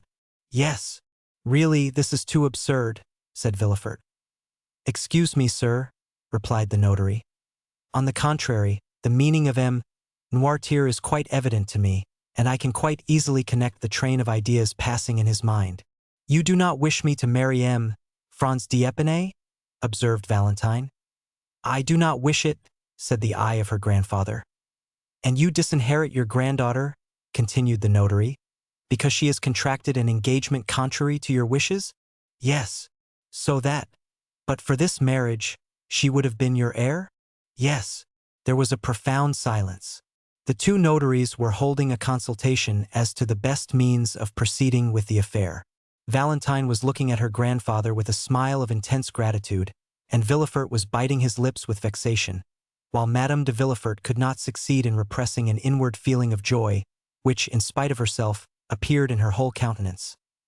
But, said Villefort, who was the first to break the silence, I consider that I am the best judge of the propriety of the marriage in question. I am the only person possessing the right to dispose of my daughter's hand. It is my wish that she should marry Franz d'Épinay, and she shall marry him. Valentine sank weeping into a chair. Sir, said the notary, how do you intend disposing of your fortune in case Mademoiselle de Villefort still determines on marrying Franz? The old man gave no answer. You will, of course, dispose of it in some way or other? Yes. In favor of some member of your family? No. Do you intend devoting it to charitable purposes, then? Pursued the notary. Yes. But, said the notary, you are aware that the law does not allow a son to be entirely deprived of his patrimony? Yes. You only intend, then, to dispose of that part of your fortune which the law allows you to subtract from the inheritance of your son? Noirtier made no answer. Do you still wish to dispose of all? Yes. But they will contest the will after your death? No, my father knows me, replied Villefort. He is quite sure that his wishes will be held sacred by me. Besides, he understands that in my position I cannot plead against the poor. The eye of Noirtier beamed with triumph. What do you decide on, sir? Asked the notary of Villefort. Nothing, sir. It is a resolution which my father has taken, and I know he never alters his mind. I am quite resigned. These 900,000 francs will go out of the family in order to enrich some hospital. But it is ridiculous thus to yield to the caprices of an old man, and I shall, therefore, act according to my conscience. Having said this, Villefort quitted the room with his wife, leaving his father at liberty to do as he pleased. The same day the will was made, the witnesses were brought, it was approved by the old man, sealed in the presence of all and given in charge to Deschamps, the family notary. Chapter 60. The Telegraph. And Madame de Villefort found on their return that the Count of Monte Cristo, who had come to visit them in their absence, had been ushered into the drawing-room, and was still awaiting them there.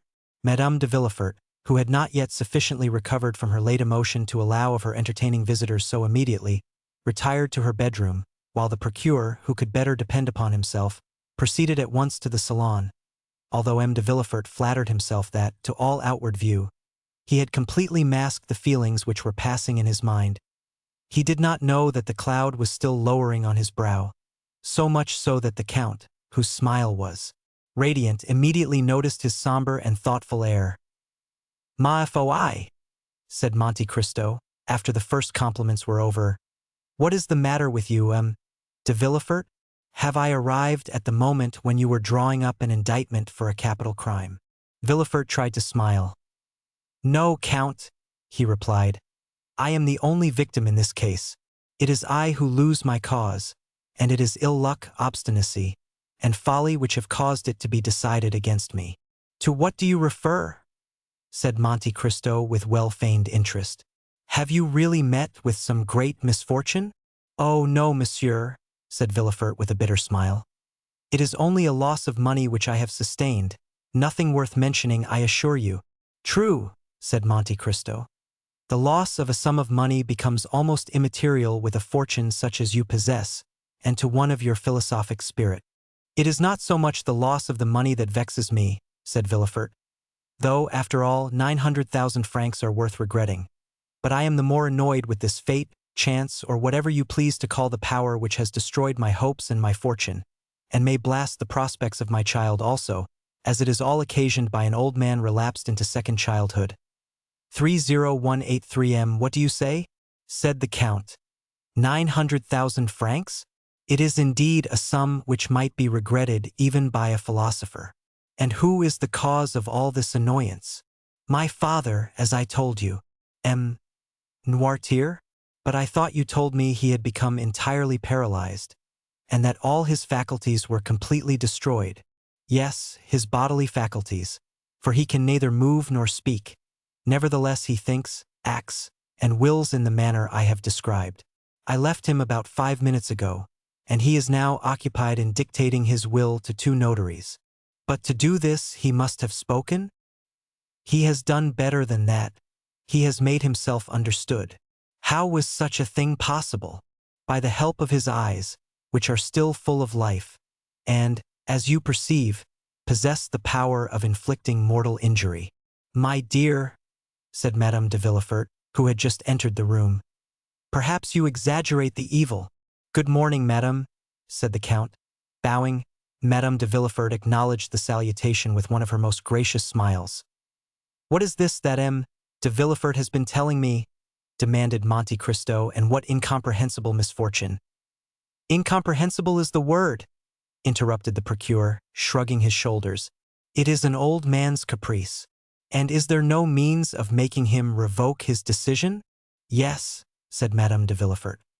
"And it is still entirely in the power of my husband to cause the will, which is now in prejudice of Valentine, to be altered in her favor." The Count, who perceived that M. and Madame de Villefort were beginning to speak in parables, appeared to pay no attention to the conversation, and feigned to be busily engaged in watching Edward, who was mischievously pouring some ink into the bird's water-glass. "My dear," said Villefort, in answer to his wife, "you know I have never been accustomed to play the patriarch in my family, nor have I ever considered that the fate of a universe was to be decided by my nod. Nevertheless, it is necessary that my will should be respected in my family, and that the folly of an old man and the caprice of a child should not be allowed to overturn a project which I have entertained for so many years. The Baron d'Épinay was my friend, as you know, and an alliance with his son is the most suitable thing that could possibly be arranged." "Do you think," said Madame de Villefort, "that Valentine is in league with him? She has always been opposed to this marriage, and I should not be at all surprised if what we have just seen and heard is nothing but the execution of a plan concerted between them." "Madame," said Villefort, "believe me, a fortune of 900,000 francs is not so easily renounced." "She could, nevertheless, make up her mind to renounce the world, sir, since it is only about a year ago that she herself proposed entering a convent." "Never mind," replied Villefort. "I say that this marriage shall be consummated." "Notwithstanding your father's wishes to the contrary?" said Madame de Villefort, selecting a new point of attack. "That is a serious thing." Monte Cristo, who pretended not to be listening, heard, however, every word that was said. 30185 Madame, replied Villefort, "I can truly say that I have always entertained a high respect for my father, because, to the natural feeling of relationship was added the consciousness of his moral superiority. The name of father is sacred in 2 senses. He should be reverenced as the author of our being and as a master whom we ought to obey. But, under the present circumstances, I am justified in doubting the wisdom of an old man who, because he hated the father, vents his anger on the son. It would be ridiculous in me to regulate my conduct by such caprices. I shall still continue to preserve the same respect toward M. Noirtier. I will suffer, without complaint, the pecuniary deprivation to which he has subjected me. but I shall remain firm in my determination, and the world shall see which party has reason on his side. Consequently, I shall marry my daughter to the Baron Franz d'Épinay, because I consider it would be a proper and eligible match for her to make, and, in short, because I choose to bestow my daughter's hand on whomever I please." "What?" said the Count, the approbation of whose eye Villefort had frequently solicited during this speech. "What? Do you say that M. Noirtier disinherits Mademoiselle de Villefort because she is going to marry M. le Baron Franz d'Épinay?" "Yes, sir, that is the reason," said Villefort, shrugging his shoulders. "The apparent reason at least," said Madame de Villefort. "The real reason, madame, I can assure you, I know my father. But I want to know in what way M. d'Épinay can have displeased your father more than any other person?" "I believe I know M. Franz d'Épinay," said the Count. "Is he not the son of General de Quesnel, who was created Baron d'Épinay by Charles X?" "The same," said Villefort. "Well, but he is a charming young man, according to my ideas. He is, which makes me believe that it is only an excuse of M. Noirtier to prevent his granddaughter marrying. Old men are always so selfish in their affection," said Madame de Villefort. "But," said Monte Cristo, "do you not know any cause for this hatred?" "Ah, ma foi! Who is to know? Perhaps it is some political difference? My father and the Baron d'Épinay lived in the stormy times of which I only saw the ending," said Villefort. "Was not your father a Bonapartist?" asked Monte Cristo. "I think I remember that you told me something of that kind." "My father has been a Jacobin more than anything else," said Villefort, carried by his emotion beyond the bounds of prudence. And the senator's robe, which Napoleon cast on his shoulders, only served to disguise the old man without in any degree changing him. "When my father conspired, it was not for the emperor, it was against the Bourbons." For M. Noirtier possessed this peculiarity. He never projected any utopian schemes which could never be realized, but strove for possibilities, and he applied to the realization of these possibilities the terrible theories of the mountain, theories that never shrank from any means that were deemed necessary to bring about the desired result. "Well," said Monte Cristo, "it is just as I thought. It was politics which brought Noirtier and M. d'Épinay into personal contact. Although General d'Épinay served under Napoleon, did he not still retain royalist sentiments? And was he not the person who was assassinated one evening on leaving a Bonapartist meeting to which he had been invited on the supposition that he favored the cause of the emperor?" Villefort looked at the Count almost with terror. "Am I mistaken, then?" said Monte Cristo. "No, sir, the facts were precisely what you have stated," said Madame de Villefort. "And it was to prevent the renewal of old feuds that M. de Villefort formed the idea of uniting in the bonds of affection the two children of these inveterate enemies." "It was a sublime and charitable thought," said Monte Cristo, "and the whole world should applaud it. It would be noble to see Mademoiselle Noirtier de Villefort assuming the title of Madame Franz d'Épinay." Villefort shuddered and looked at Monte Cristo as if he wished to read in his countenance the real feelings which had dictated the words he had just uttered. But the Count completely baffled the procureur, and prevented him from discovering anything beneath the never-varying smile he was so constantly in the habit of assuming. "Although," said Villefort, "it will be a serious thing for Valentine to lose her grandfather's fortune, I do not think that M. d'Épinay will be frightened at this pecuniary loss. He will, perhaps, hold me in greater esteem than the money itself, seeing that I sacrifice everything in order to keep my word with him. Besides, he knows that Valentine is rich in right of her mother, and that she will, in all probability, inherit the fortune of M. and Madame de Saint-Méran, her mother's parents, who both love her tenderly, and who are fully as well worth loving and tending as M. Noirtier," said Madame de Villefort. "Besides, they are to come to Paris in about a month, and Valentine, after the affront she has received, need not consider it necessary to continue to bury herself alive by being shut up with M. Noirtier." The Count listened with satisfaction to this tale of wounded self-love and defeated ambition. "But it seems to me," said Monte Cristo, "and I must begin by asking your pardon for what I am about to say, that if M. Noirtier disinherits Mademoiselle de Villefort because she is going to marry a man whose father he detested, he cannot have the same cause of complaint against this dear Edward." "True," said Madame de Villefort, with an intonation of voice which it is impossible to describe. "Is it not unjust, shamefully unjust? Poor Edward is as much M. Noirtier's grandchild as Valentine, And yet, if she had not been going to marry M. Franz, M. Noirtier would have left her all his money. And supposing Valentine to be disinherited by her grandfather, she will still be 3 times richer than he. The Count listened and said no more. "Count," said Villefort, "we will not entertain you any longer with our family misfortunes. It is true that my patrimony will go to endow charitable institutions, and my father will have deprived me of my lawful inheritance without any reason for doing so, but I shall have the satisfaction of knowing that I have acted like a man of sense and feeling. M. d'Épinay, to whom I had promised the interest of this sum, shall receive it, even if I endure the most cruel privations. However," said Madame de Villefort, returning to the one idea which incessantly occupied her mind, "perhaps it would be better to explain this unlucky affair to M. d'Épinay, in order to give him the opportunity of himself renouncing his claim to the hand of Mademoiselle de Villefort." "Ah, that would be a great pity," said Villefort. "A great pity," said Monte Cristo. "Undoubtedly," said Villefort, moderating the tones of his voice. "A marriage once concerted and then broken off throws a sort of discredit on a young lady. Then again, the old reports, which I was so anxious to put an end to, will instantly gain ground. No, it will all go well. M. d'Épinay, if he is an honorable man, will consider himself more than ever pledged to Mademoiselle de Villefort, unless he were actuated by a decided feeling of avarice, but that is impossible." "I agree with M. de Villefort," said Monte Cristo, fixing his eyes on Madame de Villefort.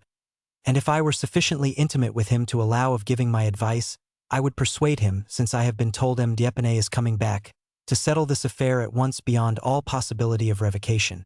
I will answer for the success of a project which will reflect so much honor on M. de Villefort." The procureur rose, delighted with the proposition, but his wife slightly changed color. "Well, that is all that I wanted, and I will be guided by a counselor such as you are," said he, extending his hand to Monte Cristo. "Therefore let everyone here look upon what has passed today as if it had not happened, and as though we had never thought of such a thing as a change in our original plans." "Sir," said the Count, "the world, unjust as it is, will be pleased with your resolution. Your friends will be proud of you, and M. d'Épinay, even if he took Mademoiselle de Villefort without any dowry, which he will not do, would be delighted with the idea of entering a family which could make such sacrifices in order to keep a promise and fulfill a duty." At the conclusion of these words, the Count rose to depart. "Are you going to leave us, Count?" said Madame de Villefort. "I am sorry to say I must do so, madame. I only came to remind you of your promise for Saturday." "Did you fear that we should forget it?" "You are very good, madame. But M. de Villefort has so many important and urgent occupations." "My husband has given me his word, sir," said Madame de Villefort. "You have just seen him resolve to keep it when he has everything to lose, and surely there is more reason for his doing so where he has everything to gain." "And," said Villefort, "is it at your house in the Champs-Élysées that you receive your visitors?" "No," said Monte Cristo, "which is precisely the reason which renders your kindness more meritorious. It is in the country." "In the country?" "Yes." "Where is it, then?" "Near Paris, is it not?" "Very near, only half a league from the barriers. It is at Auteuil." "At Auteuil?" said Villefort. "True, Madame de Villefort told me you lived at Auteuil, since it was to your house that she was taken. And in what part of Auteuil do you reside?" Rue de la Fontaine. "Rue de la Fontaine," exclaimed Villefort in an agitated tone. "At what number?" "Number 28. "Then," cried Villefort, "was it you who bought M. de Saint Méran's house?" "Did it belong to M. de Saint Méran?" demanded Monte Cristo. "Yes," replied Madame de Villefort. "And would you believe it, Count?" "Believe what?" "You think this house pretty, do you not?" "I think it charming." "Well, my husband would never live in it." "Indeed?" returned Monte Cristo. "That is a prejudice on your part, M. de Villefort, for which I am quite at a loss to account." "I do not like Auteuil, sir," said the procureur, making an evident effort to appear calm. "But I hope you will not carry your antipathy so far as to deprive me of the pleasure of your company, sir," said Monte Cristo. "No, Count, I assure you I shall do my best," stammered Villefort. "Oh," said Monte Cristo, "I allow of no excuse. On Saturday, at 6 o'clock. I shall be expecting you, and if you fail to come, I shall think, for how do I know to the contrary?" that this house, which has remained uninhabited for 20 years, must have some gloomy tradition or dreadful legend connected with it. "I will come, Count, I will be sure to come," said Villefort eagerly. "Thank you," said Monte Cristo. "Now you must permit me to take my leave of you." "You said before that you were obliged to leave us, monsieur," said Madame de Villefort. "And you were about to tell us why when your attention was called to some other subject." "Indeed, madame," said Monte Cristo, "I scarcely know if I dare tell you where I am going." "Nonsense, say on." "Well, then, it is to see a thing on which I have sometimes mused for hours together." "What is it?" "A telegraph. So now I have told my secret." "A telegraph?" repeated Madame de Villefort. "Yes, a telegraph. I had often seen one placed at the end of a road on a hillock, and in the light of the sun its black arms, bending in every direction, always reminded me of the claws of an immense beetle, and I assure you it was never without emotion that I gazed on it, for I could not help thinking how wonderful it was that these various signs should be made to cleave the air with such precision as to convey to the distance of 300 leagues the ideas and wishes of a man sitting at a table at one end of the line to another man similarly placed at the opposite extremity, and all this effected by a simple act of volition on the part of the sender of the message. I began to think of genii, sylphs, gnomes, in short, of all the ministers of the occult sciences, until I laughed aloud at the freaks of my own imagination. Now, it never occurred to me to wish for a nearer inspection of these large insects, with their long black claws, for I always feared to find under their stone wings some little human genius fagged to death with cabals, factions, and government intrigues. But one fine day I learned that the mover of this telegraph was only a poor wretch, hired for 1,200 francs a year, and employed all day, not in studying the heavens like an astronomer, or in gazing on the water like an angler, or even in enjoying the privilege of observing the country around him, but all his monotonous life was passed in watching his white-bellied, black-clawed fellow insect, 4 or 5 leagues distant from him. At length I felt a desire to study this living chrysalis more closely, and to endeavor to understand the secret part played by these insect actors when they occupy themselves simply with pulling different pieces of string. 30191M, and are you going there? I am. What telegraph do you intend visiting? That of the Home Department, or of the observatory?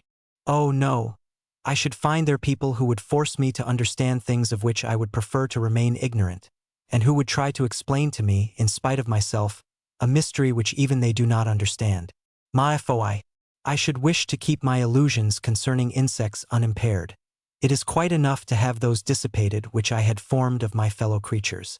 I shall, therefore, not visit either of these telegraphs, but one in the open country where I shall find a good-natured simpleton, who knows no more than the machine he is employed to work. You are a singular man, said Villefort. What line would you advise me to study? The one that is most in use just at this time. The Spanish one, you mean, I suppose? Yes, should you like a letter to the minister that they might explain to you? No, said Monte Cristo. Since, as I told you before, I do not wish to comprehend it. The moment I understand it, there will no longer exist a telegraph for me. It will be nothing more than a sign from M. Ducatel, or from M. Montalivet, transmitted to the prefect of Bayonne, mystified by 2 Greek words, telegraphian. It is the insect with black claws, and the awful word which I wish to retain in my imagination in all its purity and all its importance. Go then, for in the course of 2 hours it will be dark, and you will not be able to see anything. Ma foi, you frighten me. Which is the nearest way? Bayonne. Yes, the road to Bayonne. And afterwards the road to Chatillon? Yes. By the Tower of Montelhary, you mean? Yes. Thank you. Goodbye. On Saturday I will tell you my impressions concerning the telegraph. At the door the Count was met by the 2 notaries, who had just completed the act which was to disinherit Valentine, and who were leaving under the conviction of having done a thing which could not fail of redounding considerably to their credit.